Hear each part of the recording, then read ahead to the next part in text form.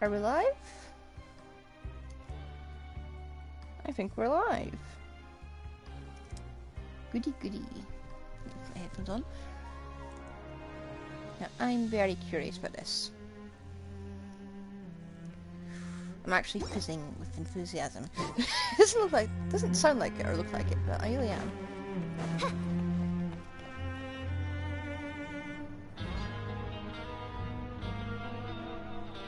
Look! There are some people talking over there! Let's listen in on the conversation.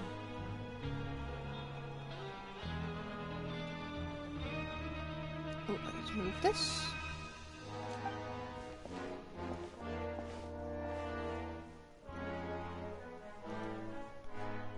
If you ask me, those pompous parasites on the surface act like they're all a bunch of aristocrats. Do any of them give half a hoot about a bunch of dogs like us? Hey, speak for yourself, mate. I'm no dog. Oh, you think you're special or something? If you're here, then you're just a convict like the rest of us. I've heard that even if you're released after serving your sentence, going back to life on the surface ain't any better. Once a criminal, always a criminal. We're marked for life. I don't buy that. Hey, how cool would it be if the whole world was destroyed by a giant flood and everyone had to start over from nothing? What kind of filthy bilgewater are you spewing? I have family up there. You best shut your sewer hole with talk like that. Listen, things ain't so great on the surface, but who says that you have to leave? I've heard that you can still stay here and work even after you've served your sentence. Not bad if you ask me. You've got family Who up there, wants though. to live in the ruddy overworld anyway? And what makes you think they'd want to hire someone like you? It's one of the great mysteries of the universe, how someone as useless as you is so confident. Wow, these guys are Whoa. really grim. Sounds like they're really unhappy about the overworld. What if they're the ones trying to flood the Speaking of overworld? which, Paimon never heard anyone use the words overworld or underworld when we were living up there. Is it only something the inmates down here say? That's true.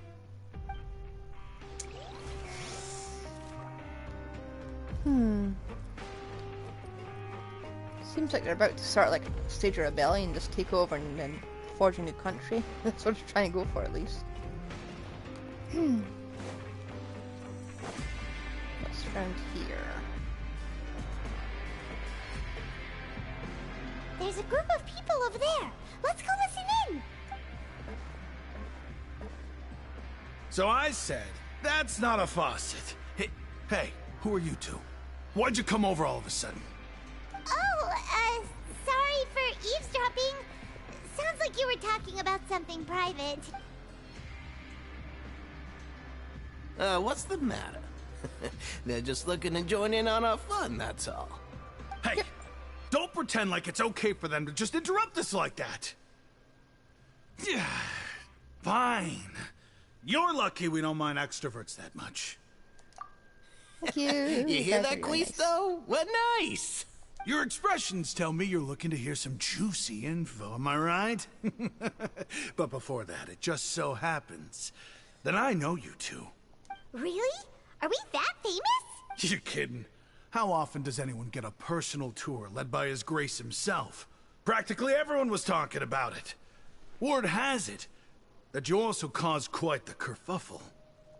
A little mistake, huh? I like the way you put it. You see, people with a good attitude can join our group anytime, unlike some of the others here. Your group? I'm Quisto, and this is Lavaroon. People usually call us the Bombshell Bros, but don't worry. We're not playing with bombs or anything. It's just that our information is always so explosive, and we blow minds on the regular. Ah, sort of gossip So, club. you two really like to gossip? Whew, you sure know how to embellish. No, you don't get it. Knowing intelligence will make things better for you here. For example, knowing who's working with whom, who has the latest rumors, who's not getting along. Wouldn't you like to know all that? Whoa, all this info's worth something, you know? You should prove you're worthy of it. I don't mind him. Quisto's always this way. Just play nice and say something to massage his ego. I just did. The welfare meals. Talk about the welfare meals. right, right! That meal we had yesterday was super delicious. Paimon can still taste it whenever she closes her eyes. Is that so? To tell you the truth, I've been helping out with making those welfare meals. I've been working as a kitchen assistant for about a month and a half now. Ooh. Oh, so you're the one who made those delicious steaks. Amazing. You could be a professional chef. You are correct. I am a true professional. In fact, I even went to culinary school. But since you like my cooking, I guess that means we share similar tastes. Listen carefully. This little bombshell will help you learn what's really going on here in the fortress. Okay. Listen, kids. The power structure within the fortress is quite complicated. The overworlders couldn't care less about us down here. We're basically dogs to them. You've already met the one person here you should never cross, the Duke, Risley. He knows more than you think. And if he doesn't care about something, then he often doesn't bother dealing with it. Oh. Those who have the Duke's attention get all kinds of special perks, even better treatment in the infirmary. I know who you mean. It's that Jurier character, right? I don't think there's anything useful about him at all. Why does he visit the infirmary practically every day? Is it normal for anyone to be going in and out of there so often? If you ask me, he's just faking it to get out of work. Oh, is that the guy who's flirting with the Melusine? But did you know that Jurier was a talented researcher from the Fontaine Research Institute before he came here? There's no denying that. I don't care if he was a researcher that could turn dirt into Mora. Once you're in the fortress of Meripede, you're just another inmate like everybody else. Speaking of which, the last time I saw him, he was passing by the corridor with Lorvine. I also heard they started arguing in the library and got into a fight, right? Guess that's just how terrible of a guy he is. You mean he hit a woman? Wow, I never imagined he was that bad. But that Lorvine's also quite the odd one, you know? She's always gabbing away, got into a fight with a man, and she also got sent to the infirmary. Come to think of it, I always see her going to the sick bay every couple of days, too. Wait a second. You don't think? Do you think could it be that they're secretly meeting there to go on dates? But it's really hard to imagine. After all, I do remember seeing Lorvine beat Jurier to a pulp that one time. And we might be overthinking. Nah, some people are weird enough to take that as flirting.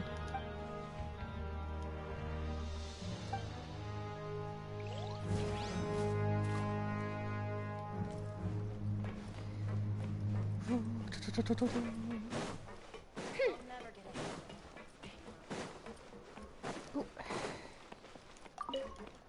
One day we're gonna pick up something that isn't just another artifact.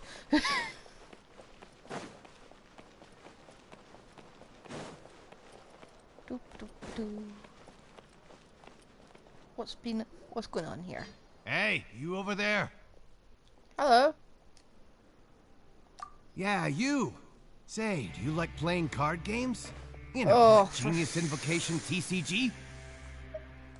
You TCG players are like mint in the wild, literally sprouting up everywhere. Yep. Hey, come on now. What's wrong with finding fellow Invocation aficionados? Anyway, care to join me for a game? All right. No pressure. But why would you be looking for people to play Genius Invocation in a place like this? Don't people usually come here to fight? There's always a fighting. Whether you're throwing down cards or throwing punches, it's all a competition, isn't it? It's all the same in my eyes. There are lots of card players here in the fortress. When I saw you, I immediately thought, hey, even outsiders from other nations play cards. So I came over to say hi. Sure. Great! Since you've been here longer than us, you need to flex your seniority a little bit, right? Maybe you could start by telling us newcomers some stories about this place. I thought you would have already heard everything by now. All right, then. Did you have anything specific in mind? Or do you want me to just pick a topic? Why don't you pick? We'll let you know if we've heard it already. All right. Have you heard any strange rumors since you've arrived? Then, did you know that there are some people who are always gossiping over in the corner? Yeah, so you've already met those two. They're quite a pair. They always keep an eye out for the latest happenings and gossip about everything. I've never seen anyone with more time on their hands. I heard that they used to be a chef and a bartender before they were sent down here. You know how bartenders are, always chatting with customers. And chefs love to pass the time just hanging out when they're not cooking. Good to know. Do you have anything else to tell us? Let me think. Sounds like you want to hear something a little more tantalizing. Oh, did you know that the Duke was also a convict in the fortress of Meripede before? Huh? Wait, are you serious? And like that, his wishability just rose. That's right. The Duke was an inmate just like you and me. Seems he was exiled here for committing some crime. Who knows how he ended up rising up to become the warden, though. To go from an ordinary inmate to becoming the manager of the whole place? I'm not gonna lie, I kinda respect that. A forbidden zone? Sounds like something that someone just made up. I've never heard of that. Where did you hear about it? It's just a rumor we've been hearing, but no worries if you've never heard of it. Do you have anything else you can tell us? Anything else? Not that I can think of, but I'll be sure to tell you anything interesting I hear next time. You'll have to play a game of Genius Invocation with me first, though. I don't want to play this game. Okay, we've talked to just about everyone, and it's about time for us to go meet Linny. Could I? See you later. Okay, let me... According to the card he left us, we should go meet him in the production zone.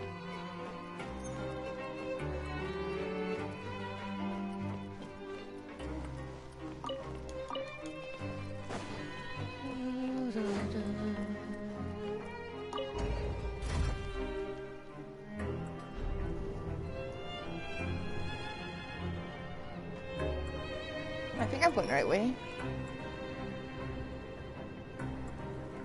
Am I going the right way? I created another universe and founded paradise for... Shush. I wish I could just select what voice line I want to play in the overworld. It seems a bit controlling. Or at least just blank out the ones I don't want to hear. Why can't I just cycle through the whole list?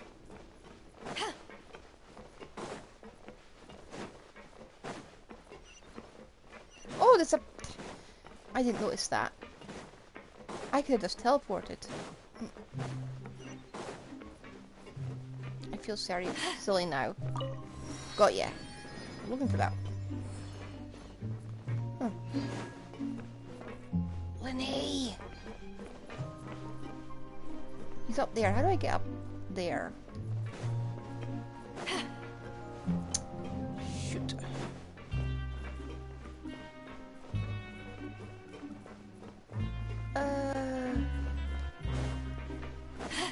Seriously, how do I get up there?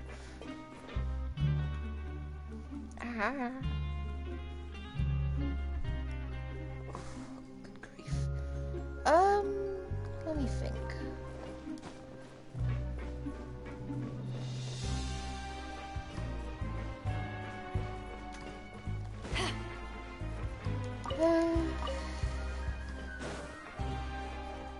Aha.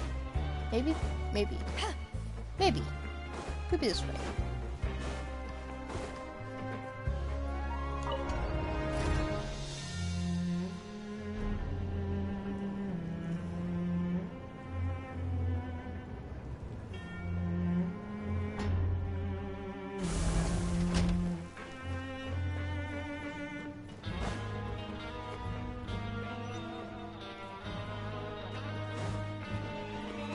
Oh yeah, it's definitely.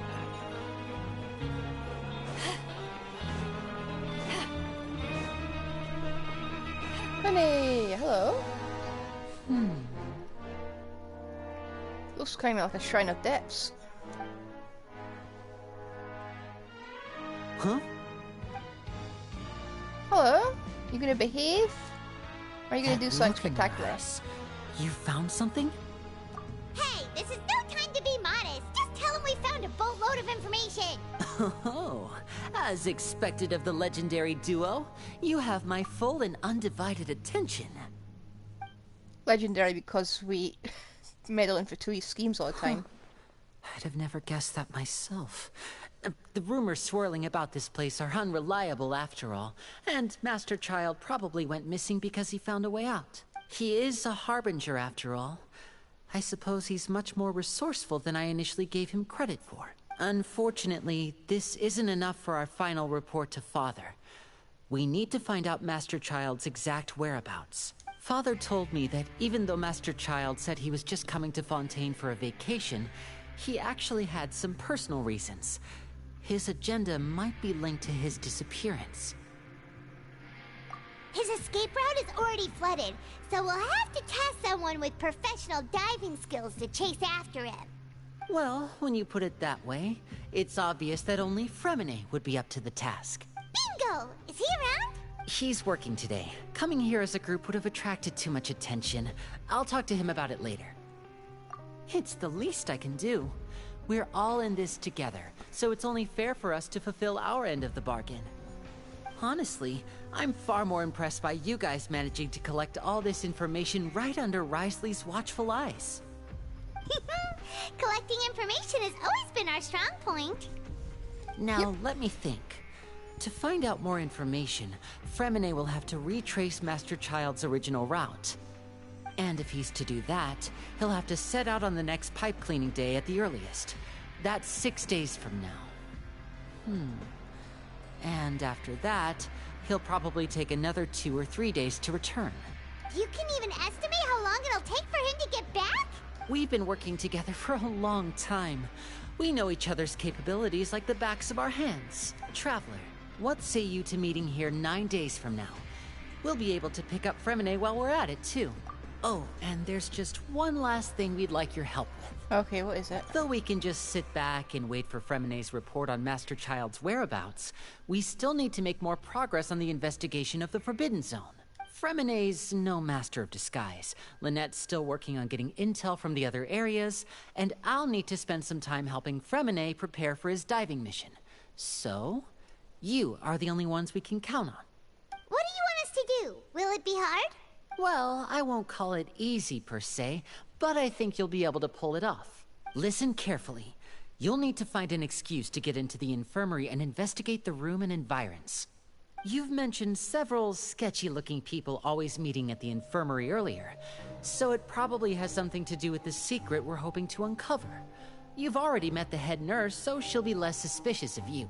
Investigate the internal structure of the infirmary and any active dealings within, and pass those on to me alongside anything else you're able to discover.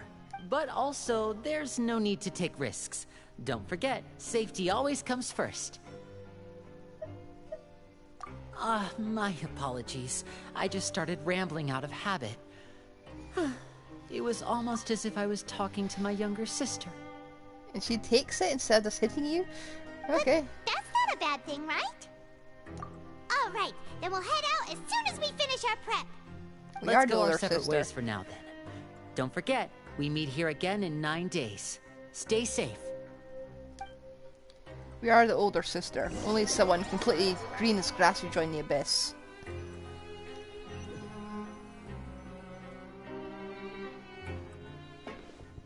I'm headcanon that. Avery is a dumbass younger brother. Hey, stay here for now. Paimon will take a peek. There seem to be several people in...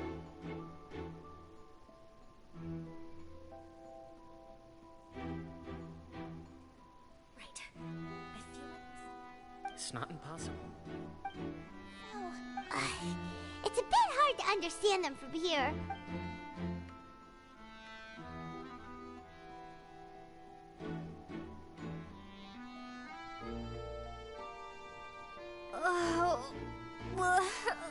Jabber's speaking!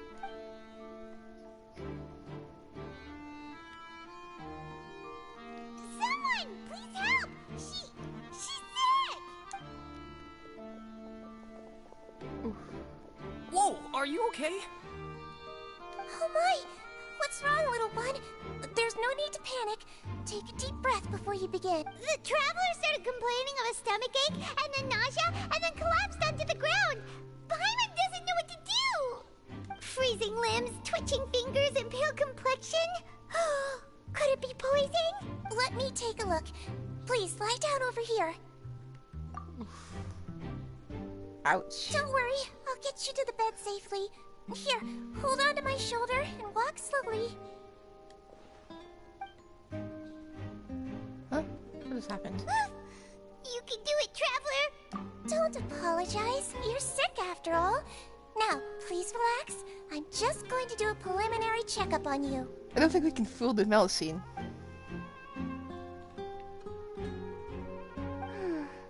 My checkup has confirmed that she's not in any... Eh? Oh, that's good. I'll continue my diagnosis of the pig... Don't sense serious damage to your organ. And here? Huh? But based... what about here? Oh, I think you just ate something that disagreed with you. That's all. Nothing too serious. Outside of a pretty bad stomachache when it decides to act up. So that's what it is. Thank goodness it's not anything more serious. And there have been other inmates complaining about the food recently. I'll inform our head chef, Mr. Woolsey, of this problem as soon as possible. Congratulations! The health risk is incredibly low, so you should recover within a couple days. Why don't you take a rest here while I go get some medicine for you? Miss Levine, I'll have to trouble you to help me look after this new patient while I'm gone. Very well.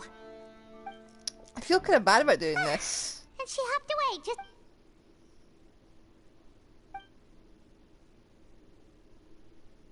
Hello. So how are you feeling now? Her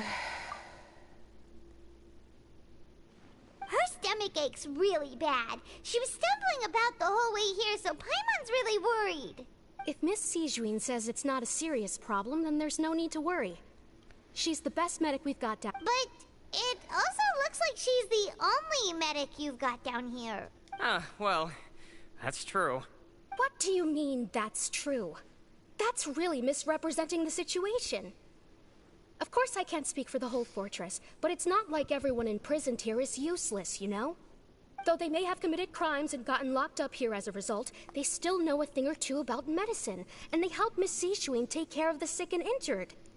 Yeah, you're right. But did you have to lecture me about it in front of another patient? Aren't you a patient too? Where did all your energy come from? That's correct. Sorry, I got a bit ahead of myself. Are you two also sick? We've been sick a while. I come back every once in a while for checkups, and to pick up the medicines Miss Kseudonym prescribes for us. That's just the nature of chronic illnesses. As for her... Why do I get the feeling you're testing Fonta? You could say she fancies herself as Miss Kseudomym's capable helper because she learned a bit of medical knowledge ages ago. Please watch your mouth, Mr. Jurier. Don't forget that you are the primary reason I have frequent heart palpitations.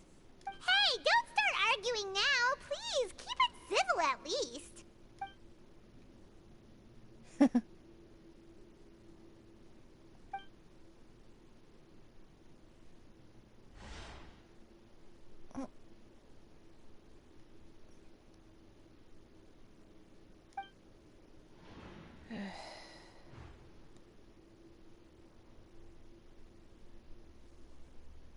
Hello. Hey! There's no need to fight!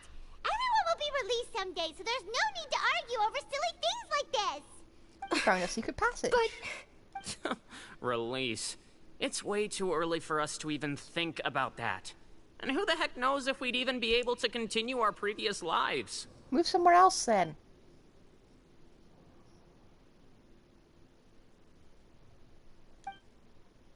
Please allow me to end this boring and useless conversation. Oh, and Mr. Jurier, I don't want to see your face here again anytime soon. And same to you, Miss Lorvine. Anyway, that was more than enough rest for me, so I'm going to get out of this excessively noisy place. See you later, everyone. I hope there's not a lab below here He experimenting on just prisoners. slowly walked off? Like that?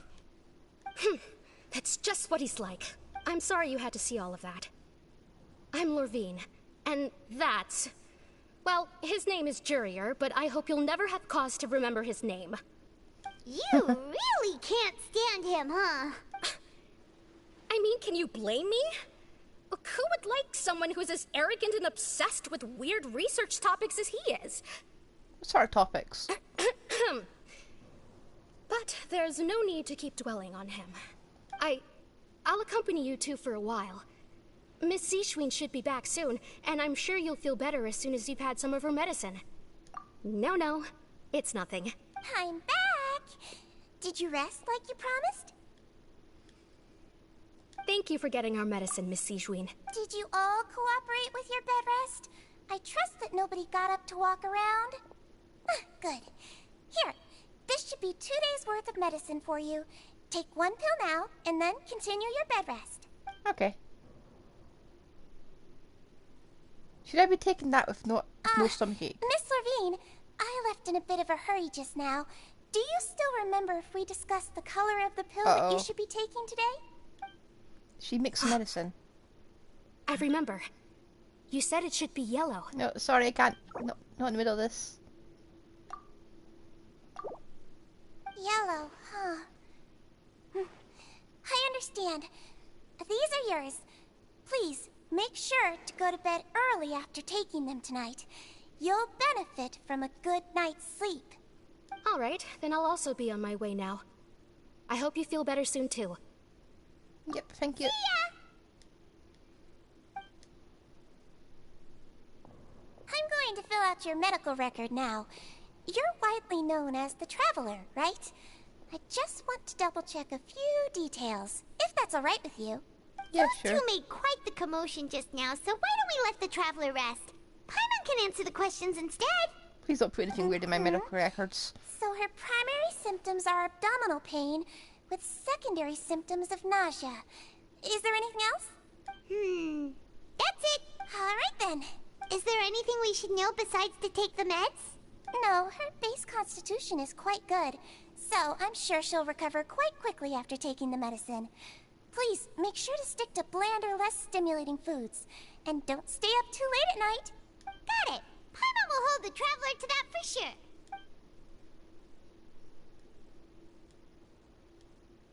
Oh, you're going to take a nap already?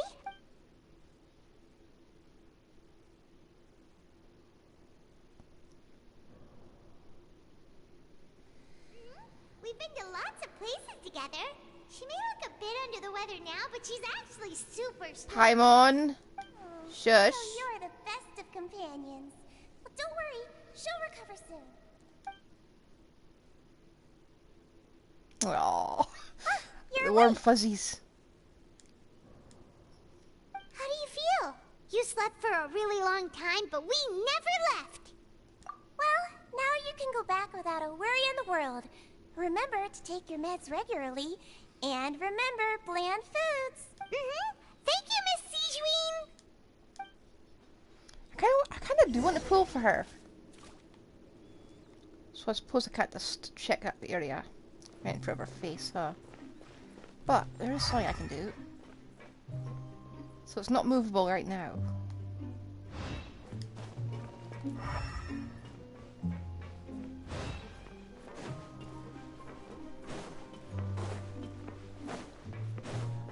If I remember the way to the dormitories. That way.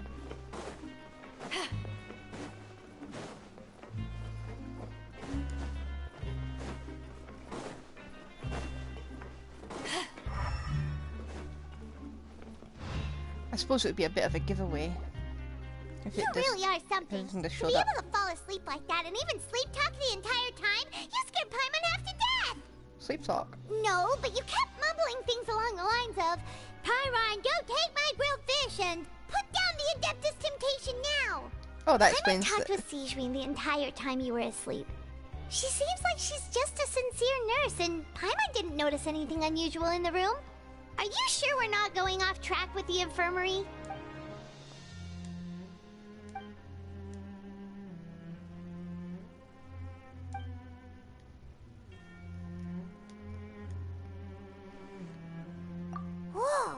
You really are super thorough. All those tiny little suspicious things that Paimon didn't even pick up on. We've got to give the info to Linny. Okay.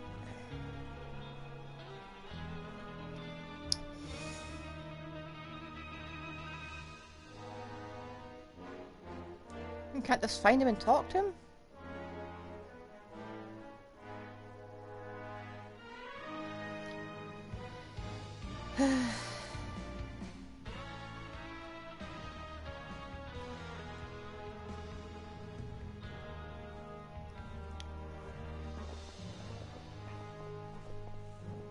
Huh. I like this. Do you know my favourite movie is basically The Great Escape, and that was what it was for the longest time, right? Today's the day! Let's go meet up with Linny! You're not quite escaping, but it's got the same general vibe.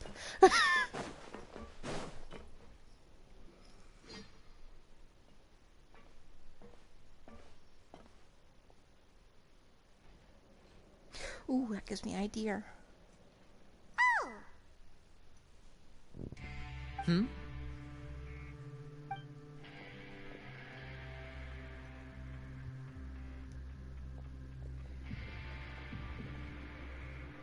Did you two run into any trouble over the past few days? No, we just worked our shifts according to the schedule. Nothing weird happened. That's good. That means you didn't raise any suspicions when you infiltrated the infirmary. We've taken a look at the slip you've sent. Fremine successfully left the grounds via the pipes 2 days ago, and as of last night, Lynette has also infiltrated the infirmary after faking an illness. Wait, why is she getting involved as well? You already went above and beyond when you scoped out the infirmary. To put it more bluntly, even if we were to view that as something you did in exchange for Fremine's help, you've already done more than enough. Infiltrating a guarded stronghold is a different kind of job from a one-off investigation. We want to avoid using the same faces over and over and reduce the amount of suspicion that will fall on any given person. Lynette also felt like you have already taken the first step for us, so she should be the one to finish the job. I want to know what's in that vent. Oh, Paimon hopes everything's going well for her. Perhaps that's true. You're both very good people, and we've come to appreciate that more than anyone else. Unfortunately, there's still one thing that could get between us, lest you've forgotten. The matter of our respective loyalties. You've mentioned before that you've had some run-ins with the Fatui. I can understand that feeling, so I assume you're just helping us out of the kindness of your hearts? Well, everyone could use some more friends. We'll be counting on you to help us in the future, too. Since I see you as friends, then it's even more important for us to protect you from any peril. Fremine and Lynette feel the same way. Glad to hear it. It's got to have Then, friends let's on go both check sides on of the Lynette fence. before Fremine returns. If everything went well, then she should be wrapping up her investigation right about now. Unless she's disappeared into the Is ether. now really a good time to go over? According to my observations, Kseudonym always spends around half an hour away from the infirmary right before lunch. Lynette knows this as well, so this should be a good time to meet up with her. Also, I'm her brother, remember? It's only natural for an older brother to care about his younger sister's well-being. Okay, then let's head over right away. Would be kind of interesting if she just vanished. In secret. Hello, I know you see me right there.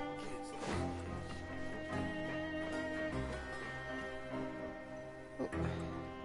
Lynette should be here right now. Huh. Strange. Lynette? As expected, Kseudonym isn't here, but why isn't Lynette here? No, Lynette rarely deviates from the plan. We agreed that if she were to make changes on the fly, she'd find a way to let me know. Unless... Let's see if there are any clues around here. We can look while we wait for her. Who knows? Maybe she'll be back soon. Okay.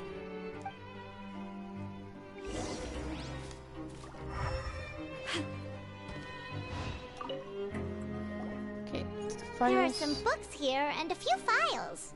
They all look like medical records. Let's rake through them. Advanced nursing, How to Raise the Spirit of Your Patients, A Quick Guide to the These sure are some interesting books. Who knew Sijwin would be interested in these kinds of things? Well, she's a doctor. She even has books on understanding people's motivations and feelings. Is it because she's a Melusine? Or She's does she probably have half a need Melusine, to feels understand like, her at least. patient's emotional state? Seems quite normal to me. These are skills that would come in handy for a nurse from time to time.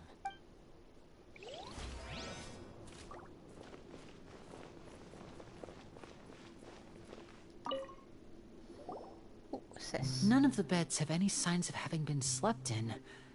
Except that one over there. That's the one Lynette must have used, right? You said she was pretending to be sick. She would have said her migraine was having a particularly bad flare-up. Generally speaking, the head nurse would then ask her to lie down and rest while she left to retrieve the medication. Which means either the head nurse didn't return the entire time from when Lynette laid down up until she left the bed, or the nurse intentionally left it this way. Oh dear. Worried about sister. And feel the Big Brother vibes just going off. Did she go down there? We're going down the tunnel. This is it! We saw it before! Wait, this thing? It doesn't look like it's been disguised that well. The space behind it is empty. From its size, I don't think it's an entrance that is meant to be taken apart. There's probably a mechanism around here somewhere. Could Lynette have tried to get inside? But if that's the case, she would have contacted me for sure. Let's look around here for some more clues. Don't panic, just take another look. Sounds like he's trying to reassure himself.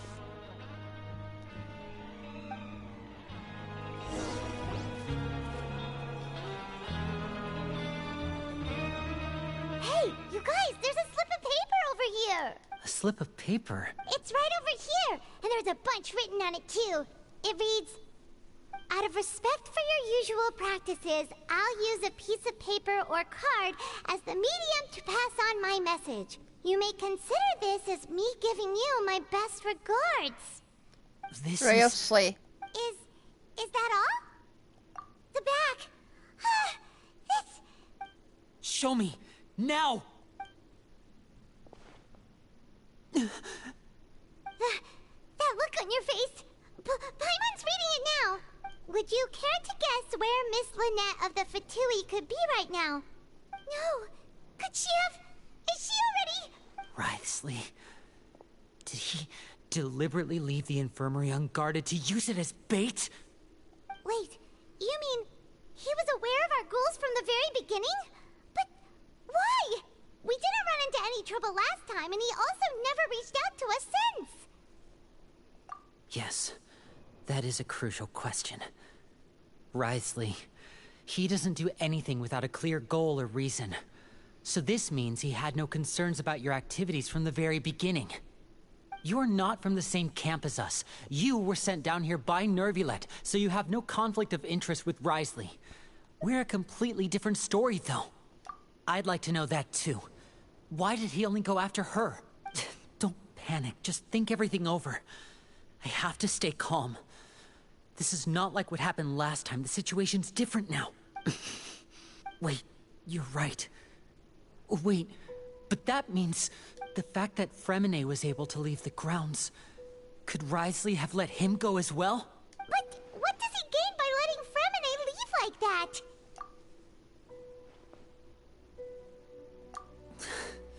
So he's challenging me and trying to provoke me, I'm sure of it. Juice Riceley. We never should have sent out Fremine. We had to go through all that trouble to find an opening to sneak him around the guards and into the pipe, and we even thought luck was on our side. If Writhsley let him leave on purpose, then he's probably in a terrible spot now as well. Lenny's getting more and more panicked. We have to calm him down. Don't be like this, Lenny.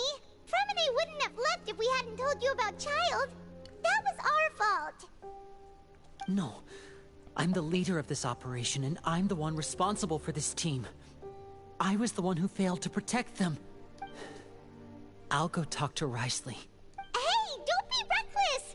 Traveler, please, talk some sense into him! I simply cannot allow Lynette to be abducted again. I have to go. I'll find a way to get them back. Traveler, tackle him. He's rushed out the door! After him! Uh-oh. Shoot. Right. I feel like we still have some room to make changes on these details. It's not impossible, but it'll require extensive testing. Is that so? Very well. Then please be mindful of the time. Huh? Is someone? Pack everything up. Whoever's outside is eavesdropping. They'll probably come in once we stop talking. Shoot. Someone! Please help! She... I want to see how bad my acting really was. Are you okay? These two. As expected, they've already found this place. Oh, they are quite sharp. What a delightful turn of events. I like smart people, but I also like playing dumb. I like the feeling of being trusted. Oh, she's actually evil. What's wrong, little one? There's no need to panic. Take a deep breath before you begin. Being able to read human expressions is quite the useful skill. Dang it. Wait! I can't move. It's no use. We have to catch up to him.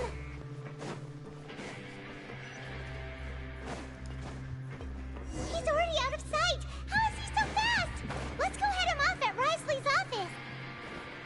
I don't know where that office is.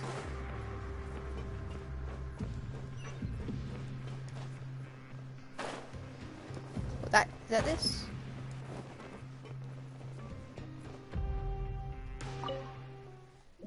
Should I be entering this place?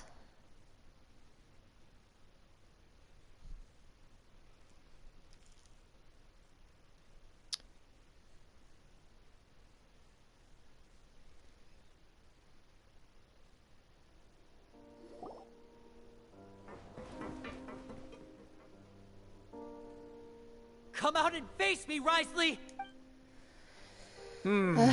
Aren't we at an administrative office space? Why don't you at least try to follow even a couple rules from the fortress's indoor management regulations? What did you do to my sister? I ran into the young miss at the infirmary.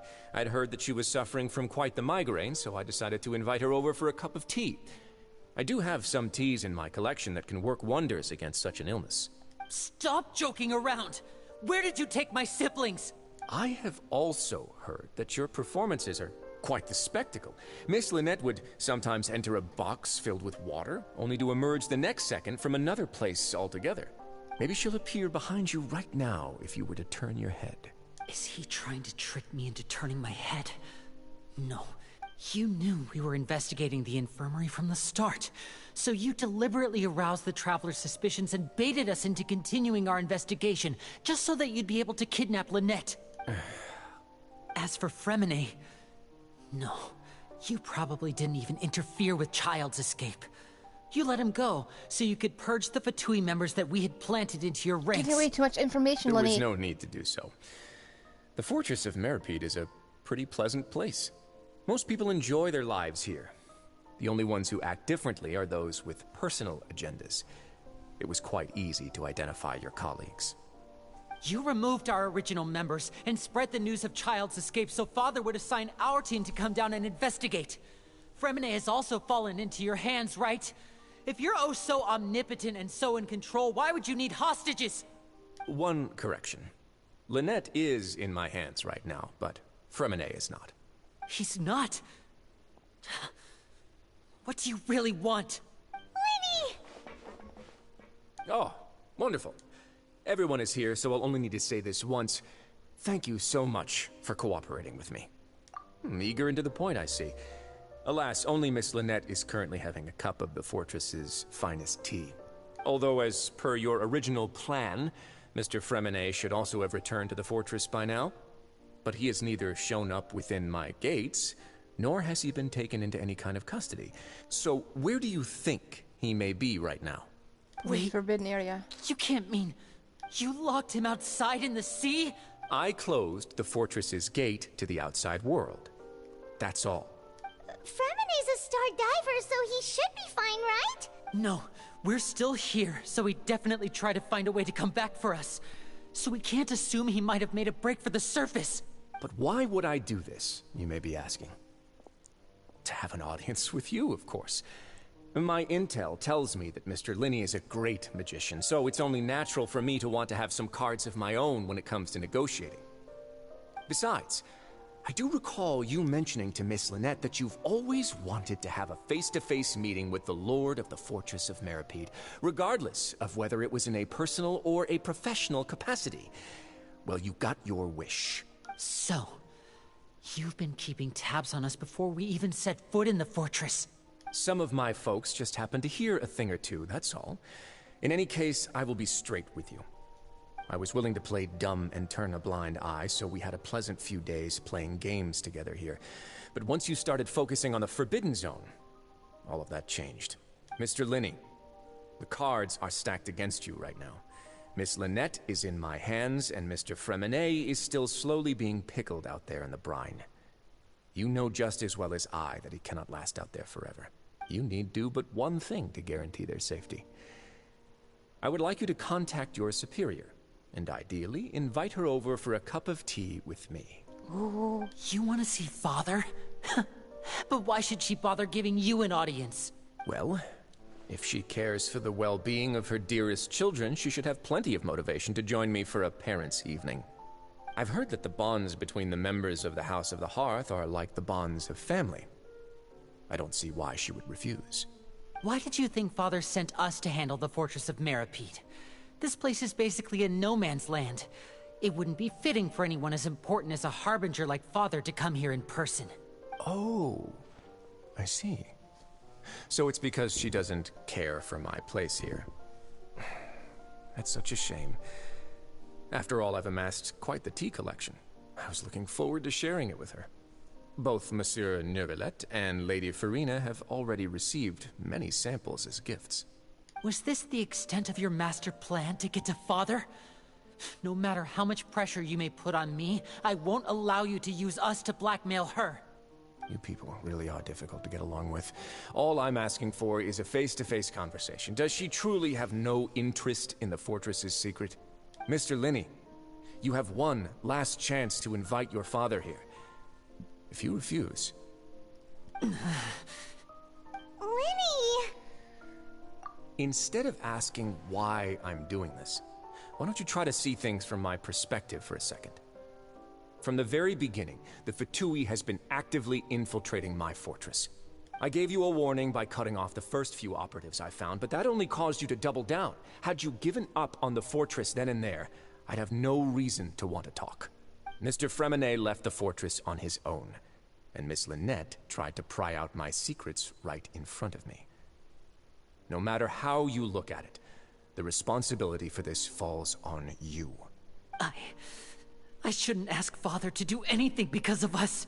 6, 5... Wait, 2. Time's up. Risley! Negotiations have broken down. Please leave, ladies and gentlemen. It's time for my afternoon tea. Yeah, listen to the Traveler. If you can't talk to Linney, can you at least talk to us? You do realize that I'm only letting you go because of Neuvillette, yes? You're here helping him out, and I've already done my best to stay out of your way. But that doesn't mean you can just do whatever you want. The fortress may be small and remote, but it still has its own set of laws. Then how about this? Those who are capable deserve respect. You've spent quite some time investigating my home turf by now, so why don't you tell me a thing or two about what you found, I'll ask you 3 questions. Answer all of them correctly, and I'll agree to your request. Question 1. Regarding the hidden rules of the production zone, what is the truth behind the one about not being allowed to work for 3 days in a row?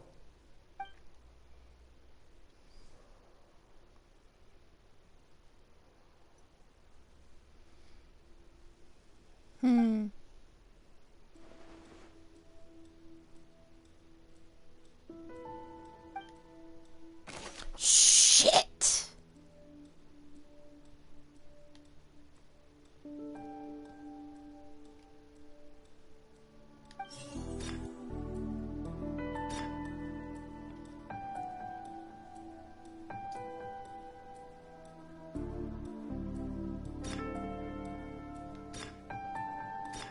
I've been told that the infirmary is always empty for the half hour just before lunch.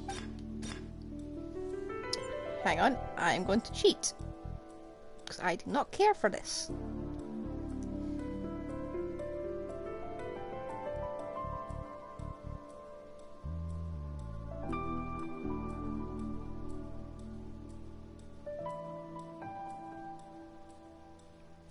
I like how we're not being timed.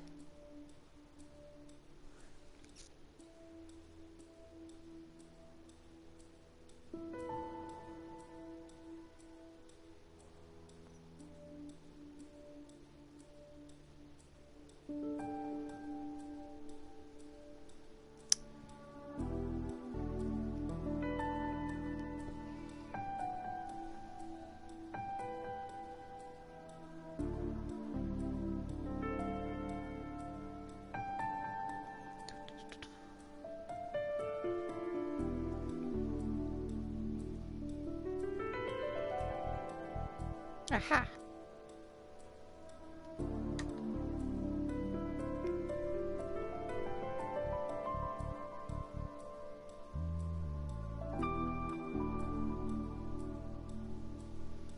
If you keep...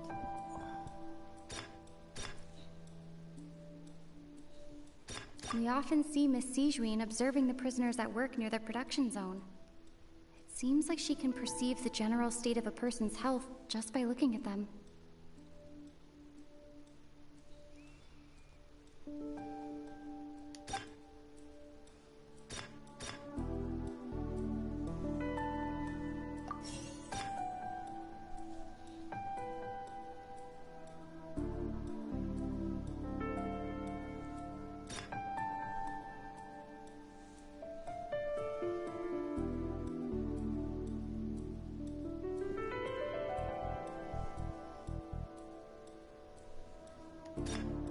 I've been told that the infirmary is always empty for the half hour just before lunch.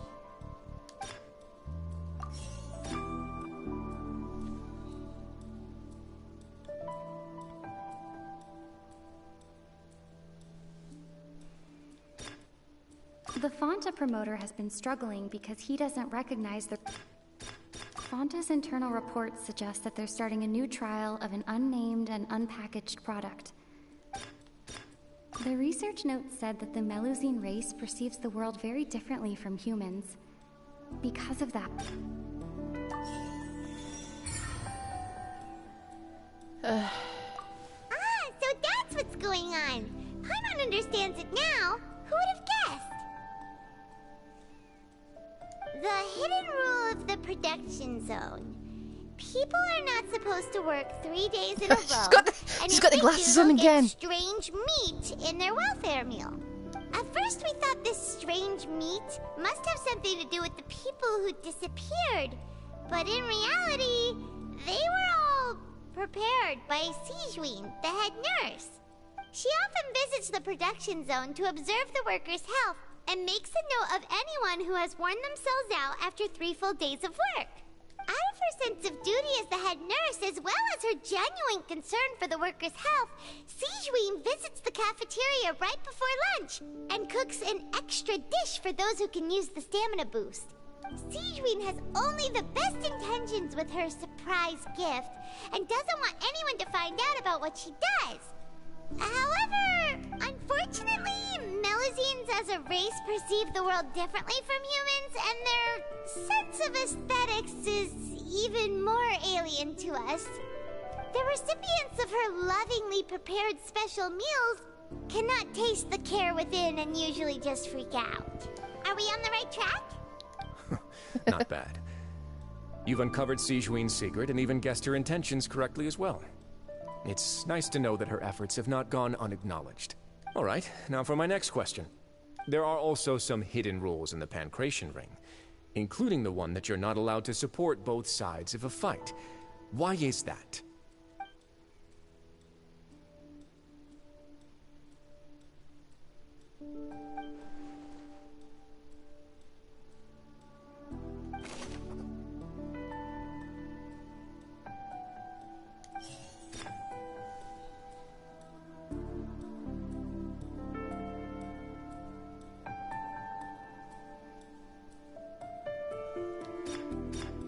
We often see Miss Sijouin observing the prisoners at work near the... The Fanta promoter has been struggling because he doesn't recognize the real value of coupons. The research note said that the Melusine race According to Collins, the Pancration tournament only took place because the Fanta company sponsored it.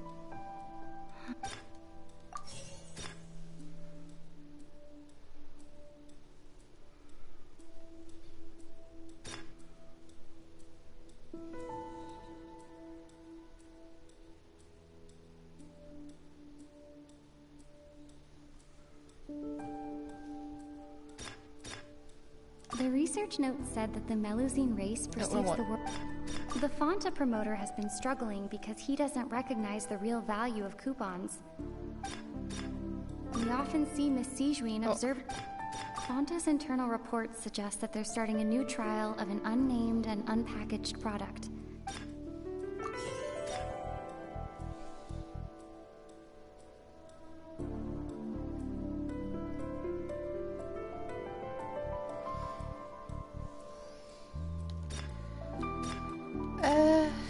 What was it? Was it this one? The Fanta promoter has been struggling because he doesn't recognize the real value of coupons. Meanwhile, the Duke believes that only idiots who don't understand the value of coupons would spend them on Fanta.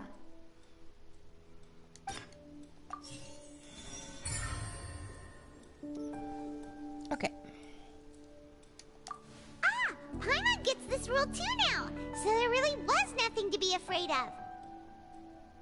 That hidden rule of the Pancration Ring is about how, people are not supposed to bet on both boxers at the same time. And if they do, they'll receive a package containing a strange, blood-colored liquid. People get scared when they see it because they've subconsciously begun to associate it with the missing boxer. Oh. But really, it's just a bottle of the latest yet-to-be-named and packaged new Fanta trial product. A blood-red drink. It's no wonder even Fanta's own staff were questioning the company's decision-making. The company, facing backlash from its own staff, decided to try to trial the product on a smaller scale, to see how it might be received by customers. They came to the fortress of Meropide and offered to sponsor the Pancration tournament so they could push their new product. But the Duke completely refused to even entertain the idea.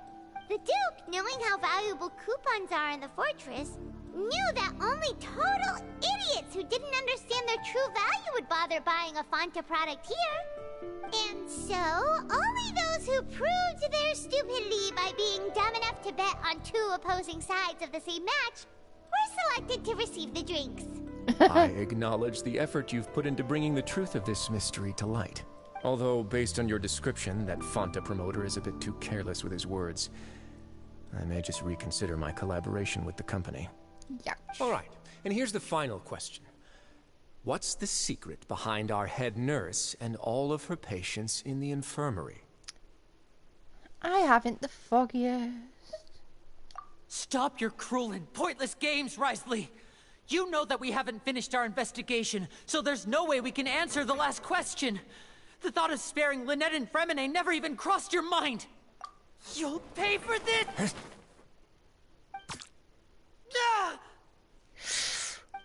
Lenny, are you alright? You got hit from behind. Oh, close one. I owe you, Sijouin. That was a fantastic shot. It was nothing, Your Grace. Sijouin? Though this gun Why may is look this like a paused? toy, it's actually fully functional, as I just demonstrated. Sijouin...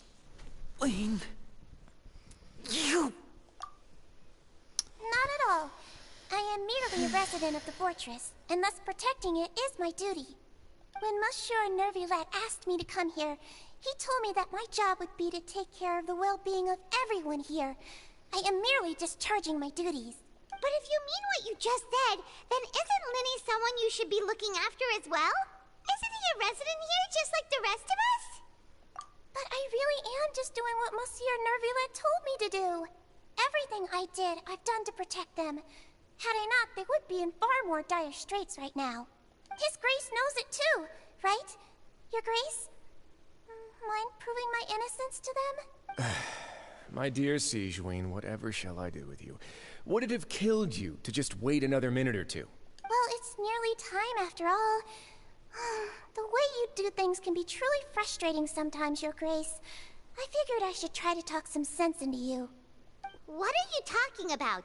What time? Take me if you want. But let them go. How touching. Can you just give me one more minute? Don't be like that, Your Grace. All right, everyone, calm down. 2 more visitors will be arriving any time now. I'll go get a cup of tea. Miss Kseudonym, I leave Miss Lynette in your care. You... What are you doing? I believe I hear footsteps. Who's the familiar figure? Come on, let me see. Some space, please. Ah, Miss Clarande. My door. I feel sympathetic to you. Fremine. Fremine. What's going on? What is Clarande doing here? Work. I'm sorry about shooting you, Mr. Linny. The tranquilizing effect will begin to wear off soon. Please take it easy in the meantime, though. What happened to Fremine? Wasn't he diving just outside of the fortress? Why is he looking like this?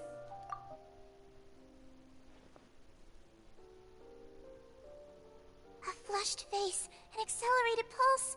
He must have consumed primordial seawater. What did you say? Please, make some space. I'll need to give Mr. Fremine a more thorough checkup. Your Grace, I'll leave the rest to you. I'll talk to Clarande while you get Fremine to where he needs to be. Everything else can wait.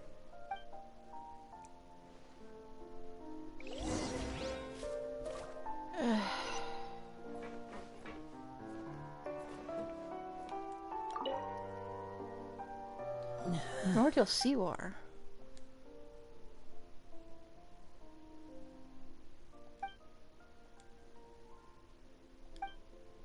How is he? These symptoms are probably caused by an acute ingestion of a large amount of primordial seawater. Still, his condition is not critical. Of course, it would be best if he stayed for further observation. Let's leave him here for now, and move him to the infirmary once he's recovered a bit more. Yeah, kids don't drink Sorry. seawater.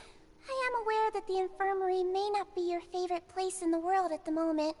We do only have a single clinic in the fortress, however. If you do drink seawater, you're kind of screwed. But if you're poisoned, drinking seawater is the best thing because it'll make you throw up. That's all I know. Why would he ingest a large amount of primordial seawater after leaving the fortress? How could that possibly happen? Did he absorb it through the skin? Please, look after Mr. Fremine for the moment. I'll go fetch some medicine and a respirator. Oh, I'll bring Miss Lynette back with me. Where is she? How is she right now? Oh, she just took a nap in an empty room after I tranquilized her. If my calculations are correct, she should also be waking up right around now. You might not believe me, but His Grace and I actually made some snacks and tea for her.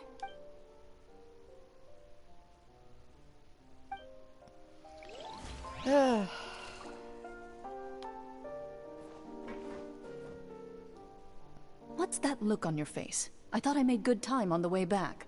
Oh, I'm just admiring your punctuality. Had you arrived just a few minutes later, Kseudonym may have been forced to shoot Mr. Linny again. How's the situation out there? The water has changed. It's pretty much as expected. The concentration of primordial seawater has increased significantly. I was only out there a short time, so it wasn't too bad. But if one were to stay for any significant amount of time... well, you can see how that boy's doing. Where was he when you found him? The abandoned zone at the end of the pipes. A good distance into the water. closer than I thought.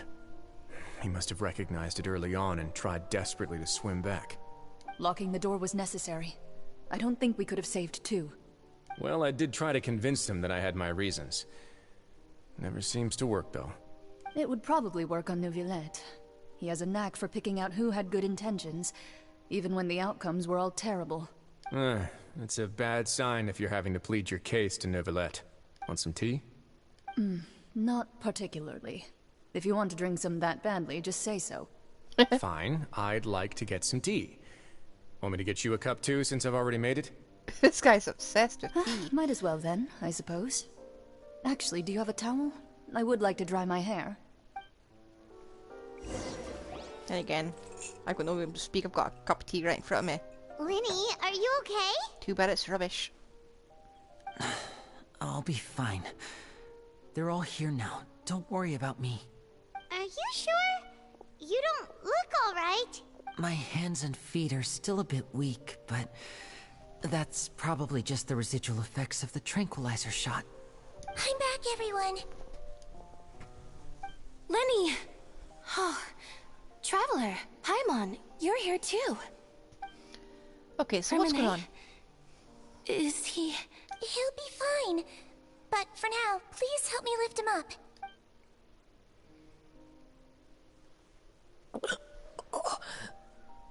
Honestly, at this point, it might just be easier to force him to throw up.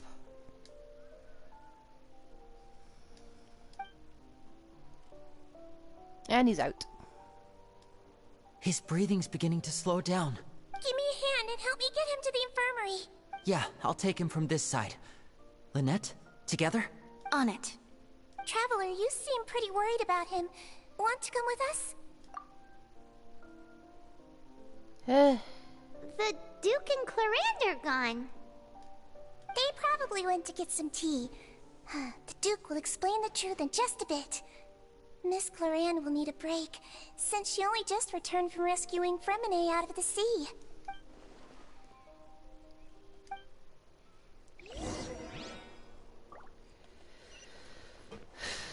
I could go up. I want to go up here. It's up here. Let me peek. Okay.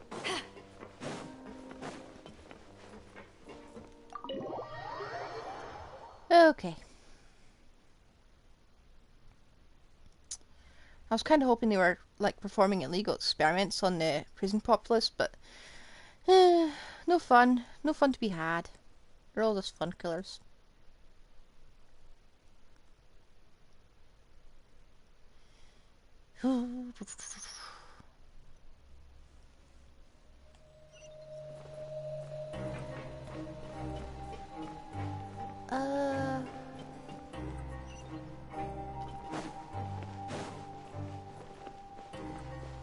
How do I be getting up there again? That way.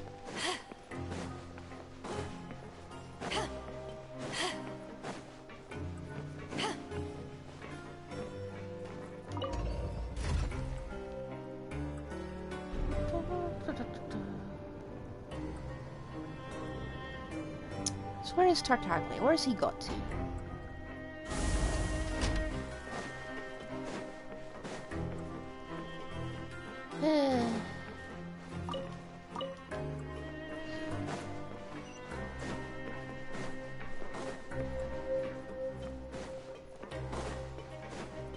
You should probably have an infirmary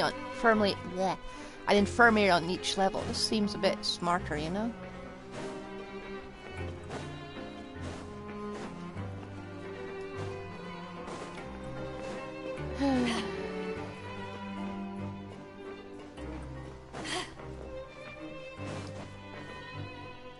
Here we go.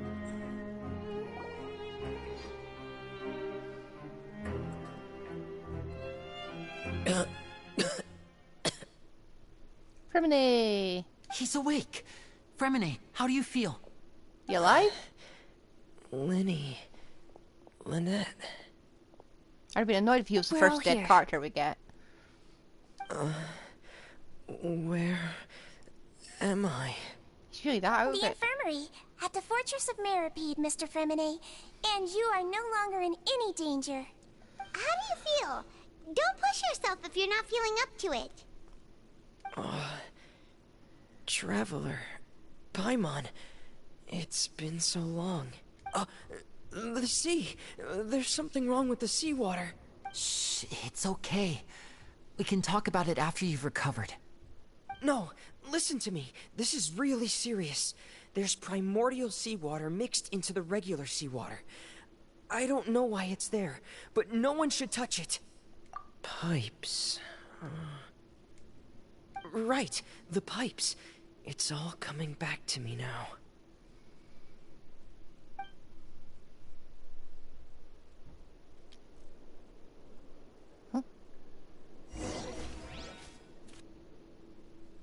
Is this a trial? Does it sound like a trial? And not a cutscene.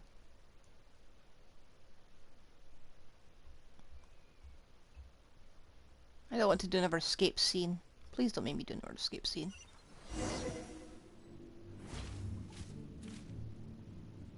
Oh no. Please be a cutscene. I'm in. Seems like this pipe hasn't been used in a long time. It looks abandoned.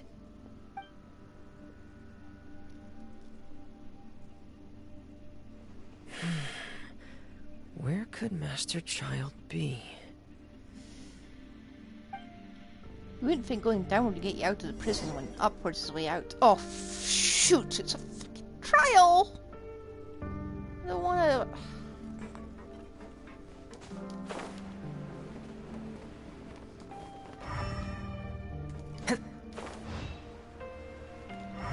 Why is there a light here?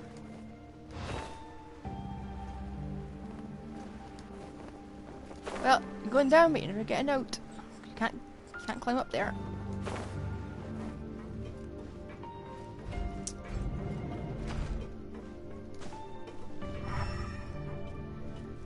Oh. Huh. This mechanism looks like it's been tampered with. Could he have done it?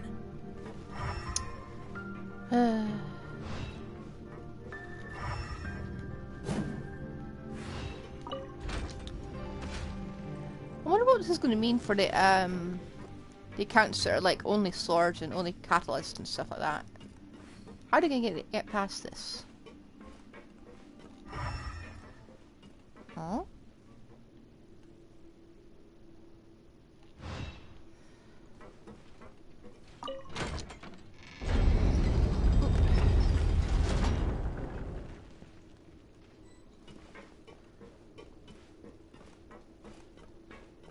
Huh. You know, this is actually the first demonstration that there's a character other than Traveler who knows what they're doing.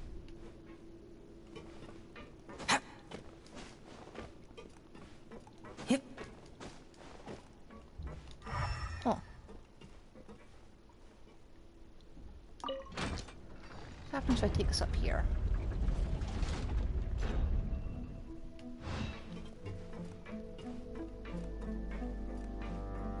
I have to turn this around a few times.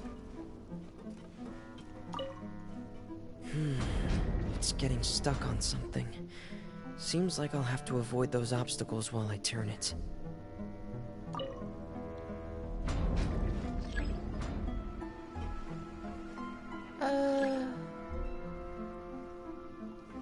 I didn't get to see what that was.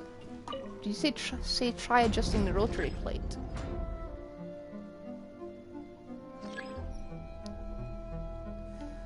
Okay. Put it down and turn it first. Will that work?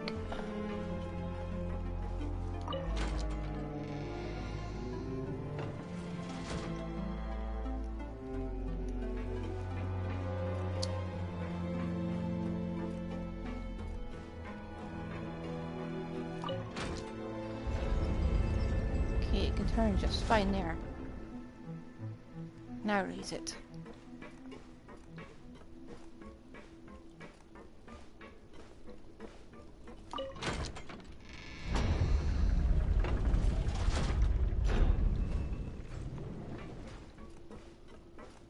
Okay.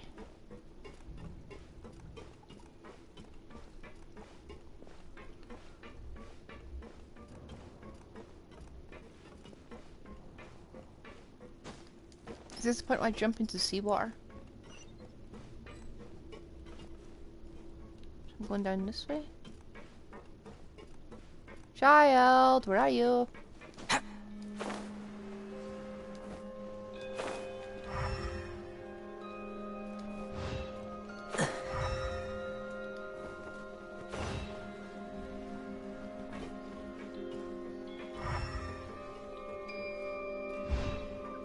I hope we get this light in our shiny teapot. Just for some reason I like it. Ooh. This is where the water starts. Okay. Master Child probably dived into the water. I'll go take a look as well.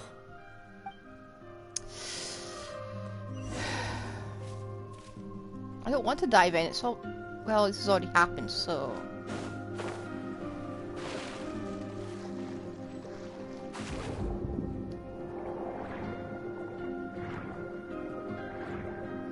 Pretty.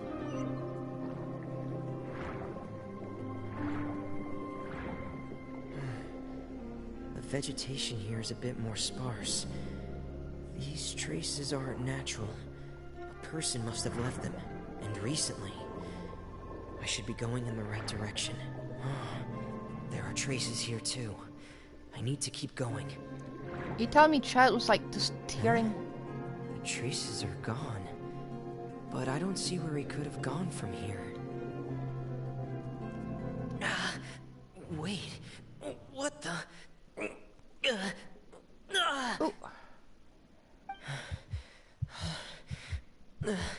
My heart is racing, and it's getting harder and harder to breathe. What's going on? I'd say it's time to put your helmet on. No good. I have to get back. They still don't know anything about what's going on. If I turn back right now, I should still be able to make it.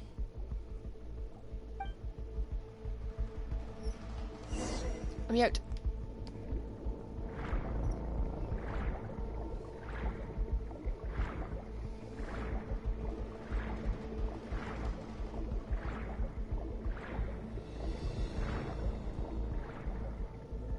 Don't worry, I've got like so many snacks. I can't die here.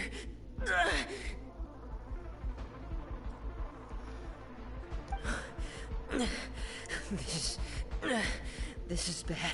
I'm feeling worse and worse, and I'm still underwater. I have to push on. This is grim.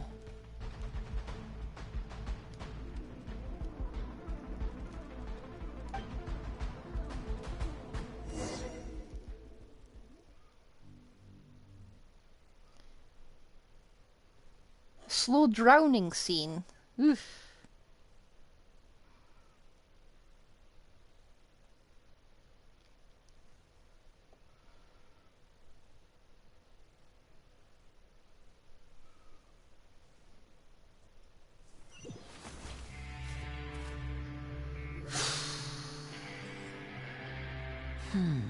So, in other words, the trail you were following vanished, and you had no idea where Master Child could have gone.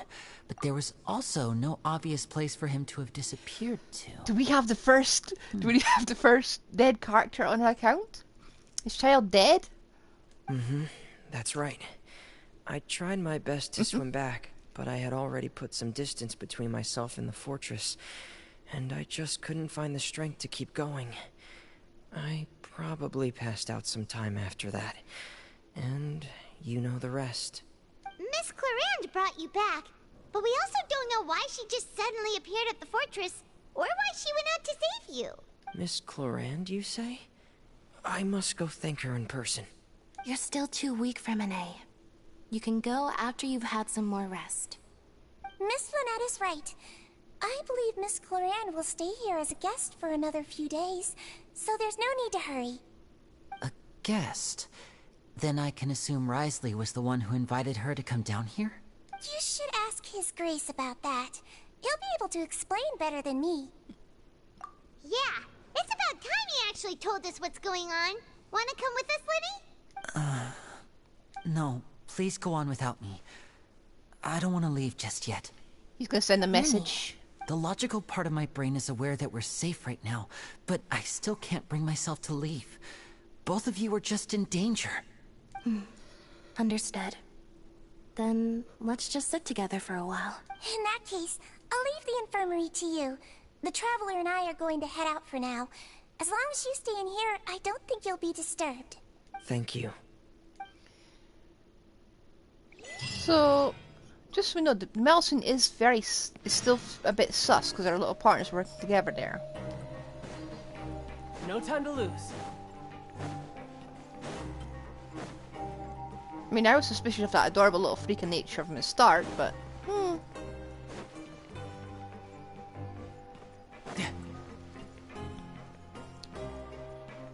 there we go.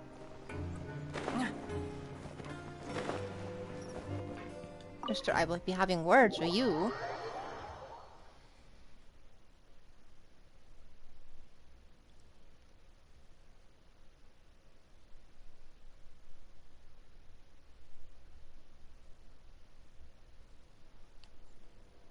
Oh? Hello? I do believe we will be going underwater, or underground at least. Kind of hoping for an actual boss. Like a brand new one, not just a seahorse. Excuse me? Which I still haven't found. I take it Mr. Fremonet's condition has stabilized? Meh. Of course. I wouldn't have left the infirmary otherwise. I've been expecting those two, but might I inquire as to the purpose of your visit, Miss Siegewien? I wanted to check up on Miss Cloran. How are you feeling? Mostly fine, I think. If you don't mind, I'd like to perform another quick physical exam. It'll just take a few minutes. All right. Thank you for looking out for me. I'll take my leave for now, then. Well, want to explain yourself, Risley? Of course, but I'm not partial to the word choice of explain. How about enlighten? Please, where should feel I free. begin? How about you start by asking me any questions you have? You can start with whichever one you'd like to get answered the most. Then Paimon will begin. Did you know about Lenny's goals from the very beginning? No. I just knew they were Fatui operatives sent to the fortress by the Knave. As for their specific goals, I only figured those out as you made progress on your investigation. You managed to monitor and stay ahead of them even though you didn't know what they were trying to do? They came here with ulterior motives. I'm quite adept at discerning what that kind of behavior signals. Initially, I thought their goal was just to investigate Child's disappearance. Linny suggested that I had deliberately let him escape, but in truth, I didn't really do anything special to help or hinder him while he was here. Everything he did, from finding helpers to leaving this place, he did on his own. Of course, it's inevitable that the Knave would make a big deal out of her fellow Harbinger's unexplained disappearance. I'm also quite curious about where that Harbinger went. So I figured I might as well let the Fatui do their own investigative work. All I care about is the answer. So you were hoping Lenny's group would just do your work for you? You make it sound like that's a bad thing. Unfortunately, things didn't go as planned. I assume that Fremonet has told you already, the ratio of primordial seawater around the fortress of Meripede is on the rise. The Forbidden Zone has always been Lenny's target, and you got roped into that investigation after running into him.